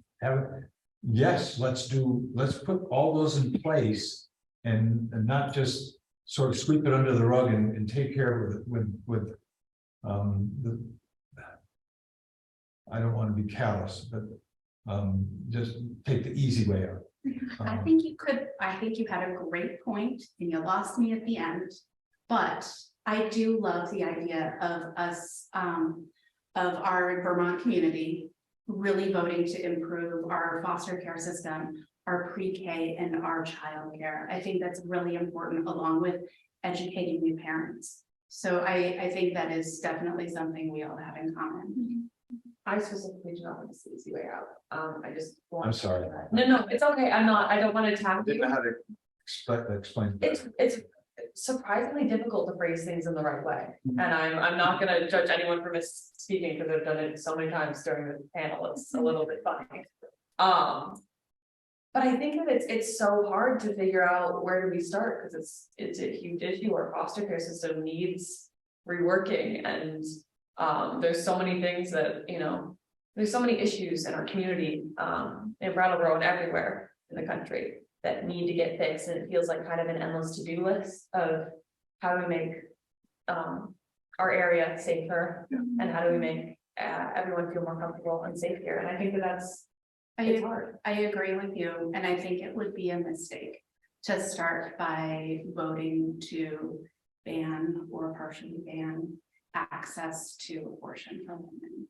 What do you guys think about the free? I know that there are some people who have been challenged by the wording, and if we do have the wording,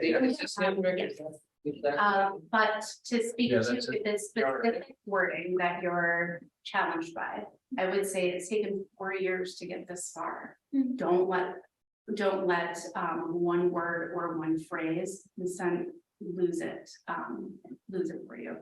Want to read it? Or do you want to read it? Sure. Oh, okay. Did you want to? Okay. Article 22, personal reproductive liberty. That an individual's right to personal reproductive autonomy is central to the liberty and dignity to determine one's own life course, and shall not be denied or infringed unless justified by compelling state interest achieved by the least restrictive means. So I guess there's a lot that goes into it, but what do we understand by individual's right to personal reproductive autonomy? Is that just like abortion at any stage, or abortion for a medical reason, or like how are we understanding? We're just understanding that, I believe, in broad terms. Yeah, is there any possibility that an amendment like this would result in the same thing that's going on in California with like the 28-day thing? Well, we have to figure out what that is first, because I feel like some of us are questioning what that actually is and what the implications Should are. we Google it? I think it's probably I don't know if you want us to bring on a phone, but I don't know. Google it. You guys continue. I'll now Google's name. I'll sponsor it. Yeah. Can't say it. It could be the same on the phone. But like, is there any clause in this proposition that would clearly say infanticide can't happen.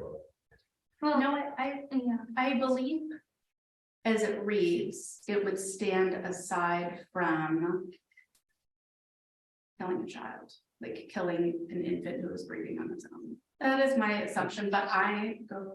how do you guys, like, I guess this is hard, but you said you don't personally believe that abortion in the third trimester should be really done because at that point the child can be viable. I want to just say that by saying I don't know enough about that particular law to be able to speak about it fully. I think that it isn't my business what people are doing. I don't think that if there's a living baby on the table, it should, I don't think that it should be immediately killed like on site. I think that there definitely has to be morals involved. But I also don't think that abortion is an easy answer to everything. I think that going through an abortion to begin with is a pretty difficult thing. And I think that, I can't imagine being placed in that situation. If I went to go get an abortion and they abort the baby and the baby sat there live on the table, it'd be such a different scenario and it'd be just a very interesting, like I've never been in a situation, so I don't know how to speak on it. Yeah. I think it's very interesting that we're very caught up in the finite, about the pregnancy, about how long it takes and when the abortion happens. But banning abortion would ban all abortion, first trimester, second trimester, third trimester, whatever. Like that's like, it is a very blunt thing that happens when people ban abortion. And I still am like banning abortion, like when you do that, you eliminate all like the finite like things that could happen in every situation. There's no accountability for the individual situation. It's just like that's it. Like, and I'm going to bring up two very hard things. What if it was, like I said earlier, what if the woman was an 11-year-old rape victim? Abortion is completely banned in this country. Are you going to, like, does she have to carry the pregnancy to term? Or the second hard thing that I'm going to bring up is what if the pregnancy is like inevitably going to kill the woman, which no matter how finite the like amount of times that happens is completely a possibility. When we completely ban abortion, we are ruling out every instance of that. So I wonder what your guys' thoughts. There's a lot of wording in that amendment right there, which qualifies things. So it's not just a abortion ban and the story, period. It's usually there's some qualification or some way of allowing for things like you were talking about. But I think pro-choice, correct me if I'm wrong, but like to be pro-life, you want to ban abortion, right? Is that like Django, I have your problem with this amendment is on the opposite extreme. Does this allow a woman to kill the child outside her womb? Because no, I haven't. Yeah. Can I just make a point? I feel like you're really stuck on the idea of killing a baby outside of the womb. And I don't think that that's what abortion is. I don't think it's a very rare case. It's exactly like how I was talking about, the abortion was to kill the woman. It comes with those things where it's this fine print.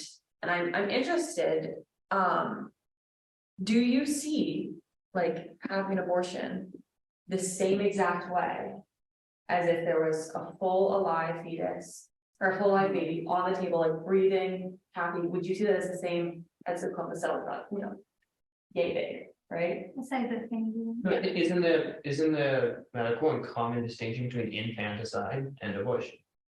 Is that not? I don't know. I think I thought I saw that. Well, So you're Like saying- infanticide is a different way than abortion because it's a different thing.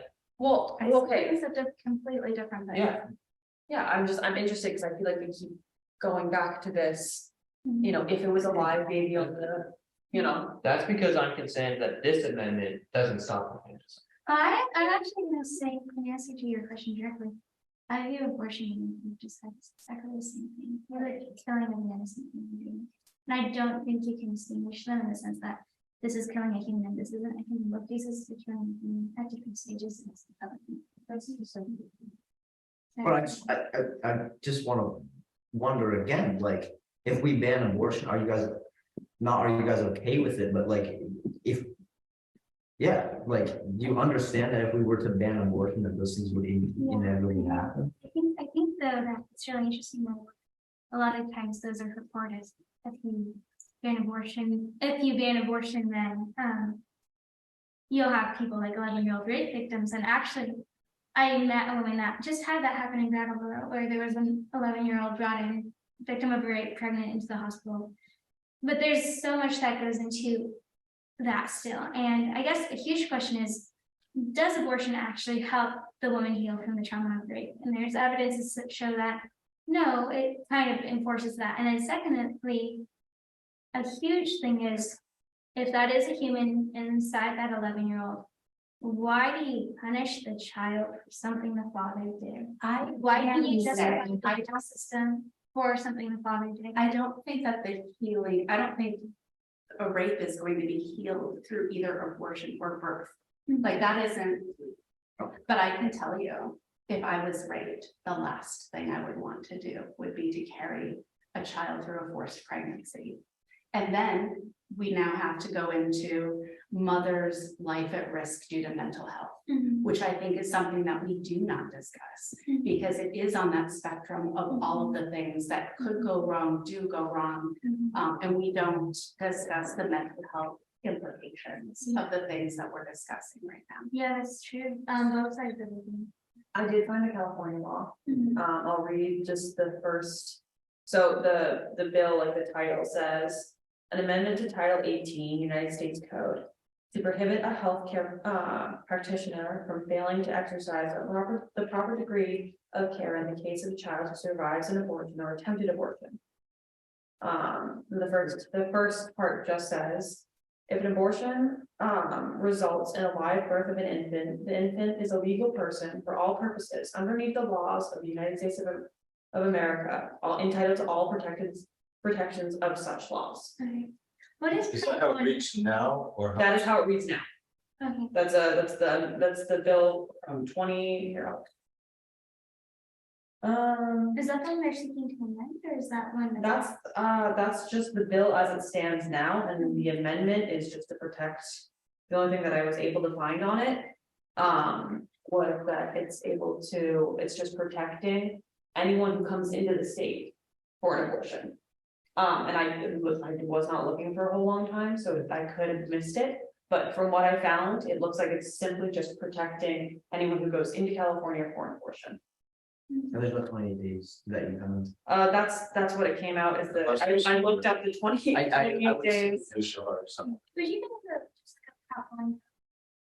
Prop 1 California, yeah. Or maybe it's 3? No, Was that 3? Just Okay, look. no, it is. Okay.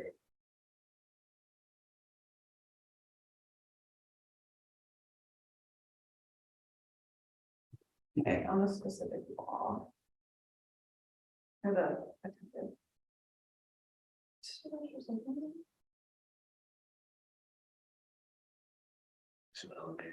Yeah. I was telling. No. Sounded like one.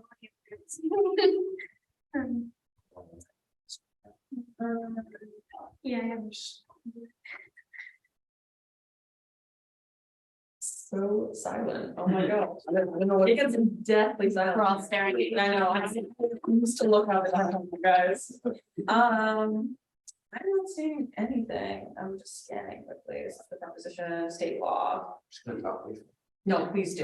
This is. I don't know what the game plan for the discussion is right now, but I would like to talk about Article 22, Proposition 5 directly, because I think we intentionally try to have this discussion prior to the voting, which is coming up here in a couple of days, right? Yeah. So that hopefully our millions of listeners can have an idea of what the prop's saying from both sides and kind of make their own decision then based upon what they hear from the facts. Or from our personal understandings of what the proposition is saying. So I know there's a lot of different interesting things we could talk about, but I would like to focus on the prop a little bit, if that's fine with you guys. Yeah. Okay. Could I moderate for a second? Mhm. Oh, no, I said the N word. Do you really think that there will be any difference about Proposition 22, which doesn't directly correspond with your views about abortion? Won't anyone favoring abortion favoring abortion rights favor Proposition 22? And won't anyone opposing abortion rights oppose Proposition 22? I wonder if Good. because it's like Prop 22 is very, very vague in a sense in that it doesn't really set any limits on how we understand abortion. So what if someone is pro-choice, but they don't agree with the idea that like, okay, well, once you pass viability, maybe you shouldn't kill that child, you know, once it can survive outside of the womb. But that just says reproductive rights in general, like should be protected. Or I guess what about if you're pro-choice, but you still think that doctors who are like religious or something should have conscious objections to performing abortion? If that says no one should ever be denied reproductive rights, does that mean like every doctor has to do it? Like, I feel like those are things that both pro-choice and pro-life people should be concerned on, because it's not just about abortion or not, it's about people that are involved in all of this in life, right? I can see how that would be an absolutely great answer to that question. I mean, it does, for me, I'm like, I automatically thought it doesn't give provisions based on timing, but I can see why people might, like, the nuances are there even when we think it's very black and white. And like for any citizen, does that allow, like you said, like, okay, what about an 11-year-old or a 12-year-old? Can they go in without parental permission and just have this pretty intense medical procedure performed on them without acknowledging that, oh wait, maybe the parent should be involved in this decision or at least be informed of it? Do you think this could be a starting point and then the conversation for the specifics? So it's kind of hard because it seems like it would be hard to amend, right? And then It would probably take, it's virtually unamendable. Because you need a 2/3 vote in the Senate. Then you need a 2/3 vote in the House. And I'm not even sure if it might be 3/4, but I think, let's say 2/3 to approve it. Then you have to do that in the next cycle, again, 2/3 approve the change, and then in the House. And then bypassing the governor, it goes on the ballot like it is now. So that would take 4 years. And that assumes that you've got enough people in both chambers who are wanting to make the change. If you don't have enough people to vote it out of one chamber or the other, it'll never get changed. Right now, we have a supermajority. If that passes on Tuesday, then I would simply say that language is, we're stuck with it for the indefinite future. And I think what's interesting about that is I think it was, and I've seen this happen. Well, not a lot, I'm 16, but like I've noticed that a lot of like propositions like this leave it up to the courts with a term like reproductive rights, which is like, I think is an attempt to be inclusive, but then I mean it can be dangerous. You can see how like the Supreme Court we have right now like has, obviously like ideals get brought into that. So I do wonder about that, and I haven't read the proposition before, so I do think it's interesting that it is vague, as you put it. Yeah, I don't see this as a first step for the pro-choice movement, because I feel like the majority of pro-choices don't support late-term abortions. If they're trimester, the majority of pro-choices say, an 8-month-old baby in the womb should be killed. So then would you recommend putting more ramifications on that? I think this is one extreme, and banning abortion completely is the other extreme. And I'm saying, as a citizen, I'm not, but if I was, I'm saying for all of our listeners who are reading something. Oh, you are. I am. I'm sorry, I'm trying to make a joke and then. But as if I was in the place of a citizen, I'd look at this and I'd say, this is one extreme and that's the other. Or do you fall somewhere in the middle? Like, because you're saying that one extreme is banning abortion and the other extreme is that. And it sounds like you're saying that you want to fall somewhere in the middle, or you think that this proposition should fall somewhere in the middle, but you're also telling us that you wanted it. All I'm saying is this proposition shouldn't be pushed through until we get it to meet more in the middle. Oh, so that's also what I think a lot of people are saying about banning abortion. It's interesting though, because I think in one sense, as a pro-lifer, like 100% pro-life, I follow my extreme that we should ban all abortion, but that doesn't mean like we just stop there. It means like, okay, well, if I'm saying that, then I want systems in place that will actually help women. I want a better foster care system. I want fathers to do actual parent like support. And so it's not just like one and done. It's like, wait a minute, we have to reshape society to support And that. again, I would ask you, why does the abortion come first for you? Because, well, first of all, abortion is, in my view, my belief from understanding science and then also my faith, abortion is the direct killing of a human being. That's from my view, right? Like, obviously, people disagree on that. So that would be my immediate thing, like, So, stop that. so it sounds like I'm sorry, I never. But it sounds like the prioritization of abortion is separate than the rest of the system. Separate, because I think that abortion in a lot of cases is put forward as a solution to all these things, and it's actually a distraction. And I don't think we can get to the real solution of all of these things until we actually get to the bottom of the matter here. Why is our foster system messed up? Why do women not feel supported? Why do men not have any responsibility in this case? And I think the more we push abortion, the less we focus on those issues. So I think that by like saying, when we protect the child, that makes us actually have to, we're forced to turn and say, now we're going to fix these issues. Well, how likely is it that we're actually going to be forced to look at those other issues? Well, look at Texas, right? Texas just banned most abortions, and now they actually have to have a huge system of support, and they've actually stepped up, I think, and are starting to do that more. But how, like, we have a huge country and so many different views and so many different outlooks. By banning abortions, there is a huge possibility that it is a one and leave it, and that is my fear. Do you think that's where the pro-life movement has to exist right now, though? Because we have to make sure that as soon as abortion is banned, it's not just, we don't stop there. The pro-life movement has to exist because it has to make sure that women are provided for, and that it's not just, like I said this earlier, right? The goal of the pro-life movement is not make abortion legal. That's one step. The goal is make it unthinkable. Unthinkable in the sense that you wouldn't feel like any woman has to choose this choice that doesn't seem like, one, a choice for the child's best interest, and two, a choice that actually supports and empowers them. I just don't think that's realistic though. I think that no matter what, it's gonna be, there's gonna be some sort of thought of it. I think that making abortion unthinkable is like, it's unfair in our world in this moment. We've already had abortion be legal for so long.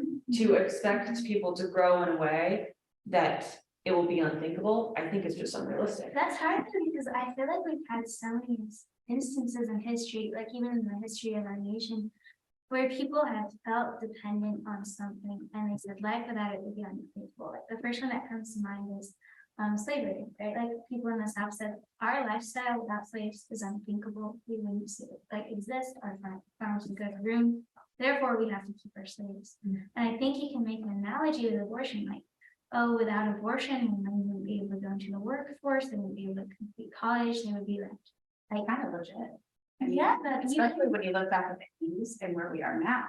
One of those that hadn't, I mean, the fact that we had Roe, we had credit cards, we could, I mean, own a home, we could complete college without the necessity to get married or be a single parent. I mean, it all kind of comes back to, a lot of that comes back to women's rights and all into choice. It isn't necessarily a pro-abortion equal, being able to move up, but it did equal a choice. yeah, I guess the hard thing is that when your choice kind of makes outliers in society and like makes it so that one group of humans isn't given any rights, that's when you have to start questioning the choice. That's when you have to start questioning, do I put my lifestyle above the rights of these other individuals?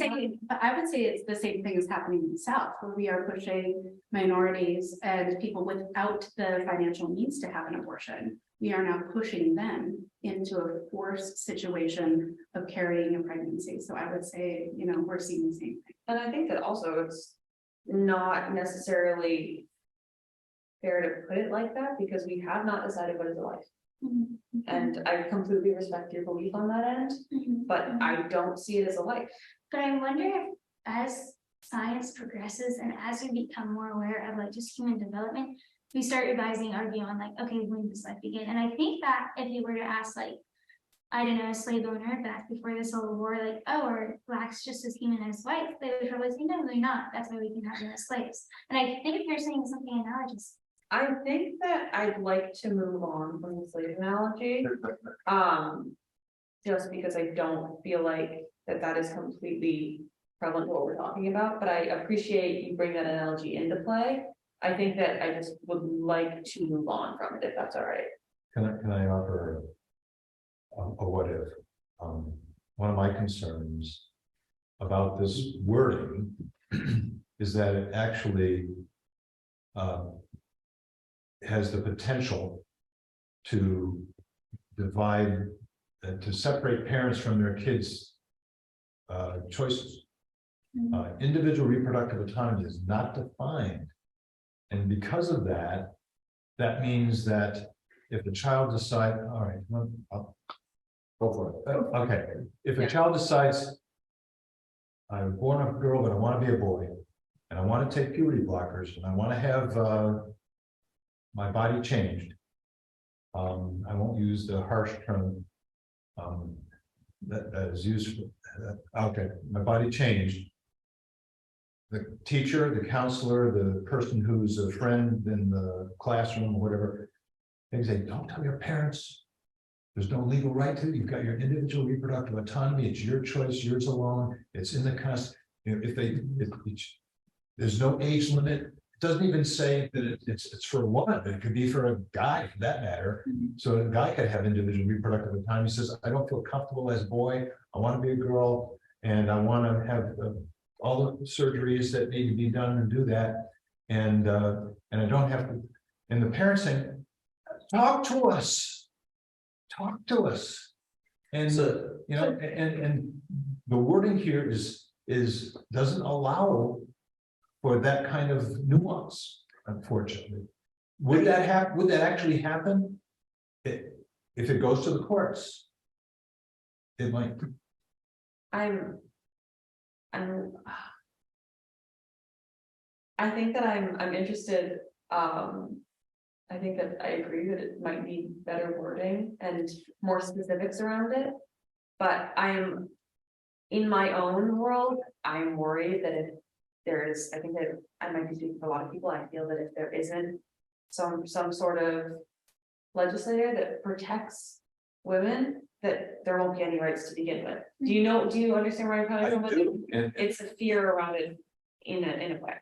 2019, Governor Scott signed, I'm sad he did so, but he signed H20, I think it's called H47.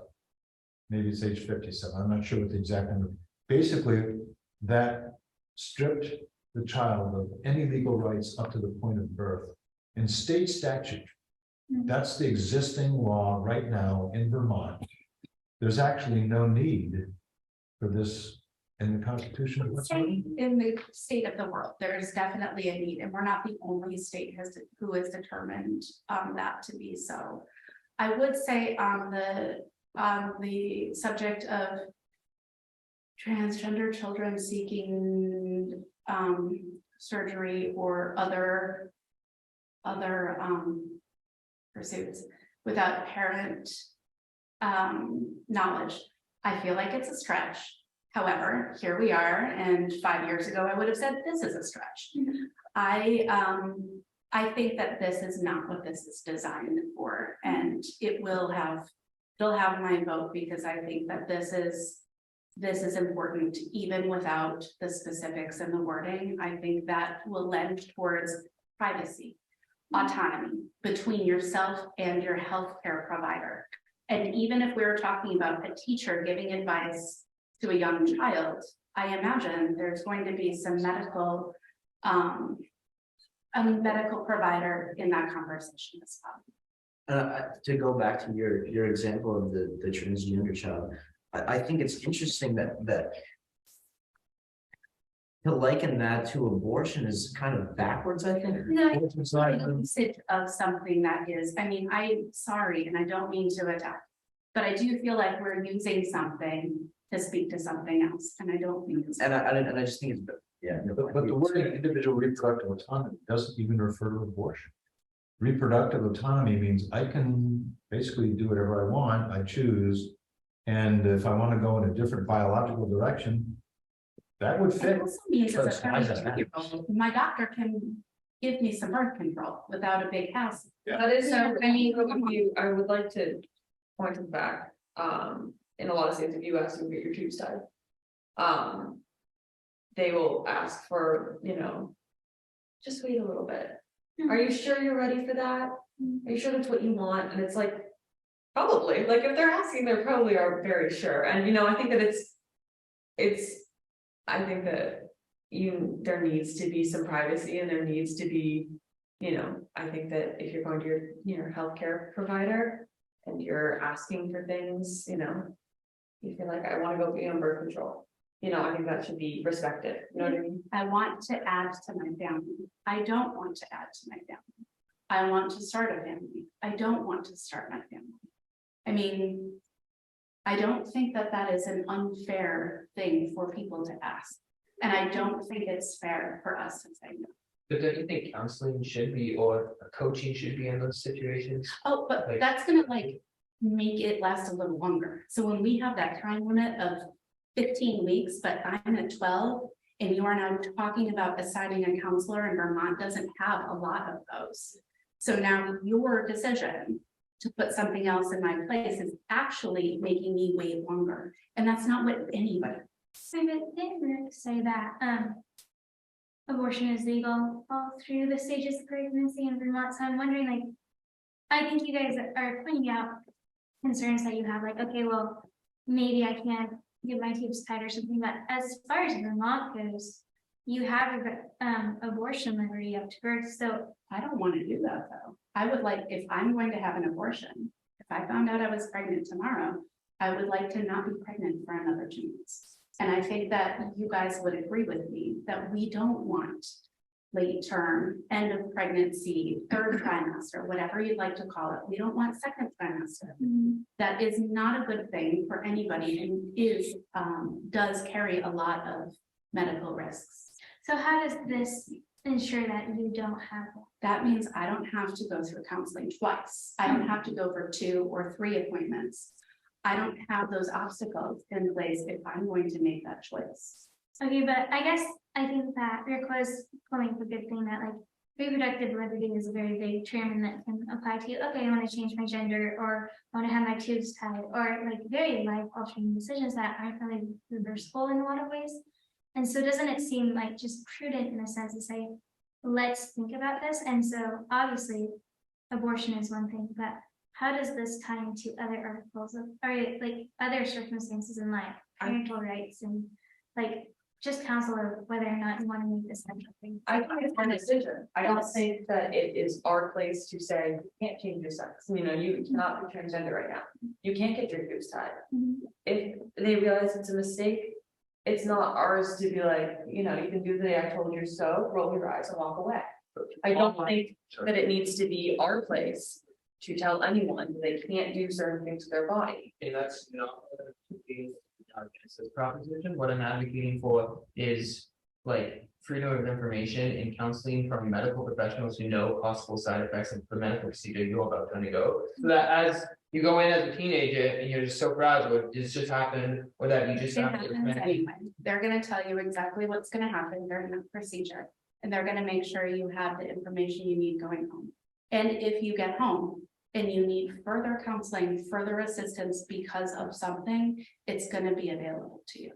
It isn't going to be mandatory that you take it. But I think the giving of that material should be what's meant. I It think is, I mean, it's it not- happens, this is. But it's not painful. You go to Planned Parenthood, they're sending you are not standing out there by yourself unless you are seeking an illegal abortion because you don't have access to something that's legal and safe and in a medically clean facility. Can I just, I'm just gonna say something super quickly. I went to Planned Parenthood. I was gonna get an IUD. They gave me, I am not even joking, I had a folder, these binder rings. They're like, here are all of your options. If you're not sure, here's someone you can talk to. There's all of these options. They're not really just saying, all right, sure, yeah, have fun. It's they're gonna educate you first on what your options are, how you can, you realizing that none of these work for you, there's other, ways you can go about it. I think that, I personally, I think that if you would like to go do whatever you want with your body, go get a tattoo, go get an abortion, I think that it's no matter what, an abortion is a very hard decision. And I think that it's important to give information about it and education, but I think that there needs to be education on it, but I don't think that there needs to be anything negative. Let's include possible side effects or negative. Absolutely, they did. Yes, It and made me go away from a lot of them. I was a little bit, I definitely had to take a hot second to think about it. I'm still thinking about what I'm about to do. So in addition to piggyback off of that, because we are facing what we are in our country, it isn't just clinics, Planned Parenthood and other educational places across the country that are closing. We've lost quite a few in our state too, which surprised me, to be honest. I just thought that we were considered kind of that area that would continue to keep the doors open. But we lost Bennington, we lost Claremont, New Hampshire. We lost a couple more further up in the state, and it just provides less access, less education, less prevention. And I think one thing we can all agree on is we want less unintended pregnancies. And one thing that I don't really understand about the argument about sort of bringing parental control in is that first, like making abortion illegal takes the control away from the parent, but then arguing for an issue like making a parent be able to control whether a child wants to use hormone therapy or whatever gives the right to the parent. Like, it's just two contrasting things that I think in the argument I don't really understand how that lines up. And also, I mean, like, let's say let's say a 12-year-old wants to get an abortion. Is the right of parents to choose now? Like, I don't really understand how parental control plays into this. it's kind of hard in a lot of ways because the parents are the legal protectors of children, right? And so, like, if a child wants to go and get vaccines or something, or have any other standard medical procedure, the parent has to sign off on it, right? And this is saying that they don't, right? Yeah. So I guess I think a huge part of that is seeing what responsibility the parent has towards the child's welfare. And until the child is 18 or emancipated, that parent is the legal person for saying, yes, do this medical procedure on my child. But so then why do they not have a choice to have an abortion? If they're talking about the child, like, it's not even equivalent to whether or not you have a medical procedure for the child, because abortion never benefits a child. It also depends on if you see a child or life at that point. Yeah. And like I feel like that's the issue, is that this is everything is coming back to this. It's like, when does this become like a human baby? Like, when is this like the time where, when is this the cutoff, right? And I think that it's just so hard because we don't know enough to know when there's a specific, we all have our beliefs and they're very clearly very different. But I think that this is why the conversation is so good. Yeah. There needs to be different outlooks and different opinions on this, otherwise nothing will ever happen. Yeah. Am I wrong that everyone here though agrees a 9-month-old in the womb deserves some legal protection? I could be wrong, A but 9-month child. I think when we start getting into putting those things into place, we just run up against more roadblocks, argue. I would say it's on my business, and I would support it being private. That's where my pro-choice comes in. It's very much, I want to protect your voice. I hope, and I think there needs to be better education around everything, that you know what you're getting yourself into. You know how to handle it. And I think that but it is not my business to say if you can or cannot go get an abortion, because it is not my life. I do not know what anyone else's situation is. And like you guys are saying, like, we have incredible technology. Like, I think all of us are saying and believe that we have the medical.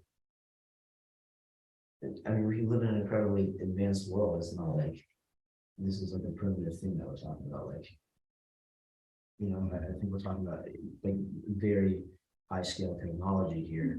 And also to go back to it, like if we banned abortion, we would not have access to that technology. It would be much more dangerous. Also, I wanted to actually, I'll ask you that later. I think what a lot of the pro-lifers are describing, since if you want a world where the woman would choose to have a child and would have the support systems, you said unthinkable. So they would have everything that they need. I'm just wondering, so you recognize that bringing a child into this world can be a hardship, it can be really difficult on whoever, on their body, on their mental self. Why are you focusing on banning abortion when you could be focusing on coming up with a program that would make women want to not get an abortion? It just feels like after admitting, it's difficult to give birth sometimes, that then going back and saying, well, do it anyway, maybe the systems will change later, seems really just like I would challenge you to look it up right now. The pro-life movement is doing a lot of active work in supporting women. There's Standing With You movements being open all across the nation. I believe you. I'm just wondering like why you're coming at it from this side and from the other side, not attacking. But I think because we're coming at it from this side because we agree that they need support, whereas we disagree about abortion being legal, right? Okay. So you would agree with me, you'd be out there on the streets with me collecting diapers for women who need them. But you wouldn't be out there on the street with me protesting to make abortion illegal, I right? think I'm seeing a difference here that we might not be agreeing on. Okay. I'm just wondering, just specifically, why are you focusing on abortions instead of focusing on the woman not wanting to get an abortion? That's kind of what I've been trying to get at. Talking about that earlier, I think that I think that we all have one common ground on this, because we all think that there needs to be more education, more support. There needs to be a better support system in all ways to support women. But it is, I think that we view support on the abortion side of it in very, very different ways. And I think that that's the main issue. So I guess if you're asking why do we say that we should ban abortion, I think it comes from our understanding that abortion is the ending of an innocent human life. And that's why I would say there should be legal protection for the child in the womb through all stages of pregnancy.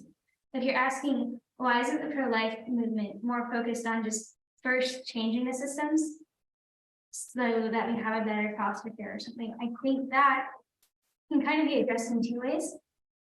One, society kind of puts abortion as the woman's best option in that it distracts from actually fixing these other things. So to actually get to the point where we can fix these things, you have to kind of take away the ban. And then the second thing is that when you have something that you view as an immediate wrong done to a human, that's the first thing that you want to end. And then the second thing that you have to fix is the system that's kind of broken that needs that. You can't just say that, okay, well, we have this problem where, children are being killed, depending on your view of when human life starts. Again, we disagree on that. But then say that, okay, well, we're not going to actually look at the issues that make women feel like this, right? So I don't think it's hypocritical to say we have to end abortion and that we need a better system. I think they go hand in hand. I have a question for, what do you guys feel about the Plan B pill? Because if you're saying that life comes from when the baby's conceived, how do you feel about a morning after pill? Because if you guys think that should go, and I'm just interested. Yeah, that's hard because that doesn't really go into the whole legal debate of abortion or not in that sense. But I think from a Catholic perspective, the church teaching on that is that one, as a contraceptive, it does end the life of that new being, so that's wrong. And then two, contraceptive just in general, from a Catholic viewpoint, we don't really go, but again, that doesn't go into the abortion much, so it's kind of a side issue. Does that make sense? No, but that is very interesting. So there's no contraceptive. All right. Yeah, contraceptive, there's kind of two reasons. One is that a lot of them act as abortive medications. And then secondly, we view sex as something that's very, it has a very It's a very different meaning for certain people. And it's definitely, I know it's an after marriage type of a thing. Yeah, so contraceptive kind of gets in the way of nature. I got it. It's a religion question, but. Yeah. No, they can't. Yeah. Well, I think you're really bringing things together at the moment. And I would just like to say, and just a kind of way to bring it all together one more time, is you had mentioned that you think abortion is a Band-Aid. Mhm. Is that what you said? I do, yeah. And I think the big discrepancy here is that I think banning abortion is a Band-Aid. Mhm. I think that banning abortion is an easy way to say, like, we've solved this problem and not look at the under part of it. It's going from the top down, and every successful political movement ever, that I can think of, has come from the bottom up. Mhm. And so to place that at the top and wait for it to trickle down, first of all, I think it's unsafe, and I think the Band-Aid should be done. You're all, you want to get your bearings again and wonder how long you want to talk. Yeah, we're all tonight. I'd like to say something about that new proposition.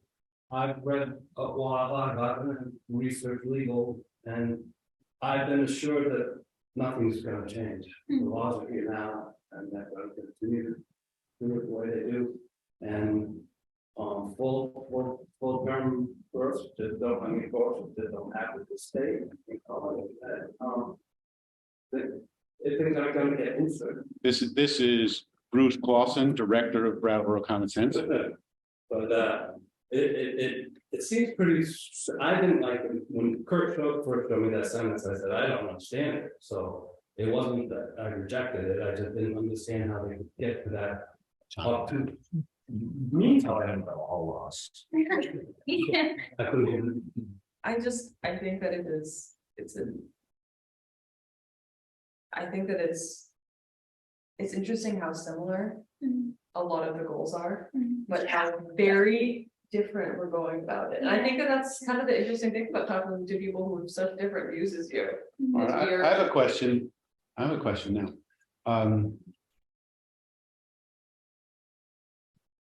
Couldn't the obligation to address birth and child rearing and childcare and so forth, the greater issues of society, be incumbent on the right to choice people as well? Was earlier, you said to Rick, Ingrid said to Rick, why don't you take care of all these other things? Why don't you take care of the support system in society instead of fighting against abortion? And I thought that the question is, I want to put that to the right to choice. Why don't people who are in choice, instead of allowing abortion, why don't you magnify your support for the other things to support women? Well, I think that's a good point. But I also want to say on top of that, I think that the right to choose is in a way supportive, but I do agree that there can be more done about reproductive, education and support. I think that there's a lot that the pro-life movement is doing for that. And I think that's phenomenal that you guys are doing that. But I think that because of where we are, I think that there needs to be the option to choose. I think that on top of it, it needs the support. And, I think that I'm just thinking back to how you were talking earlier, how a lot of people feel like forced into it, which I think is really interesting. But I think that there needs to be a lot more support for those who want to have it, but on the same hand, a lot of support for those who decided to do it, because it is a really tough decision. And there needs to be no shame around it, even though, it's a hard decision. Just same with the miscarriage, there needs to be support for that, because it's an incredibly traumatic thing, even if you knew that you weren't able to take care of the baby, it's still incredibly hurtful and painful to have to go through that. And I think there still needs to be support for them. Yeah. It is not that I lack trust in humanity, but I think that support is so important, and that's why it should be mandated. Like 27 out of the 51 states have laws mandating giving written or verbal information to people who are seeking medical procedures, right? This amendment doesn't have anything about that. There's a lot it doesn't have though. And that would be one thing I would suppose, but I would imagine that if you're having a safe procedure performed in a medical facility, that the medical facility itself has to give patients information on the procedure or any drugs that have been used. That seems like a different debate. I don't think this proposition is taking away the mandation, you know? I think that sounds like, to me, like it could be, that would have to come up separately, because this is very broad. And I think that's a problem with a lot of lawmaking, but I think this law is kind of made as a, I mean, after just preliminarily reading it, I see it as kind of a fail-safe that Vermont is taking against some like very quick concerning decisions that have been made on the national level, you know. And then again, it goes to the courts. So I do agree. I think you're right in that something like the mandation of information would be in a separate article, probably. yeah, I think that's probably true. and which isn't an amendment; it's a separate article. So when you said it's unamendable, I don't think that excludes. That wording, yeah. I mean, if there's other, I guess my concern is unintended consequences. Yeah. What could be pushed into that definition, individual reproductive autonomy, doesn't really even define, look, does the man have individual reproductive autonomy? And if he wants the child and the woman doesn't, or reverse, then what do? You have, oh, then I gotta go to the courts, and the courts are crowded and they're inefficient and they're time consuming and they're expensive.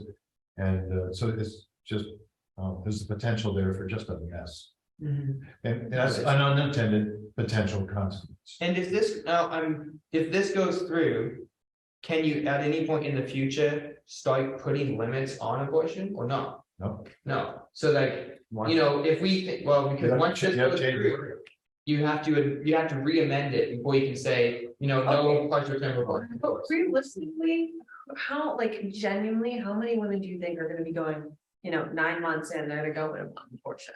Like, genuinely, this is not an easy way out. That's Yeah. not what this is. I think that's really, I mean, to play devil's advocate. I think it's a really an easy answer for us to say here in Vermont. Our society is, I live in a bubble.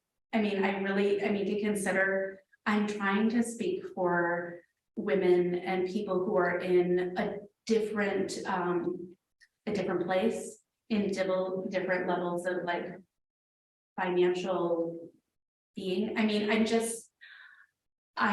don't know. And I would hope that as we talk about these things, if there was something where women are looking for an abortion later that is safe, that we would be providing them. If we're limiting their access, we are putting in place safe access to terminating the pregnancy early on. It is definitely, I think, a danger of saying absolutely not in some states where there are women who are the least likely to be able to travel. So I think if that is a concern of yours in the land of pro-life, I mean, to consider the place that we're also the corner that we're putting people in. And if that isn't something that we want, then we really need to take a look at it with realistic eyes, not just what we would like to see, but what's really happening. It's interesting because one of our audience members mentioned that he didn't think partial or late term abortions were happening in Vermont. But my own propaganda is seems to say they do exist. The hospital is performing them right now. I don't know that we have, and do we have a medical provider in the state of Vermont who will do a 3rd trimester abortion? You guys have Kaiser? What was that? Do you have Kaiser, the hospital system? No, not that I know of anyway. No, okay, that might just be a West Coast thing, but I know for sure. I was looking on their website tonight and they do late-term abortions, so maybe that's more West Coast or different sides of the nation.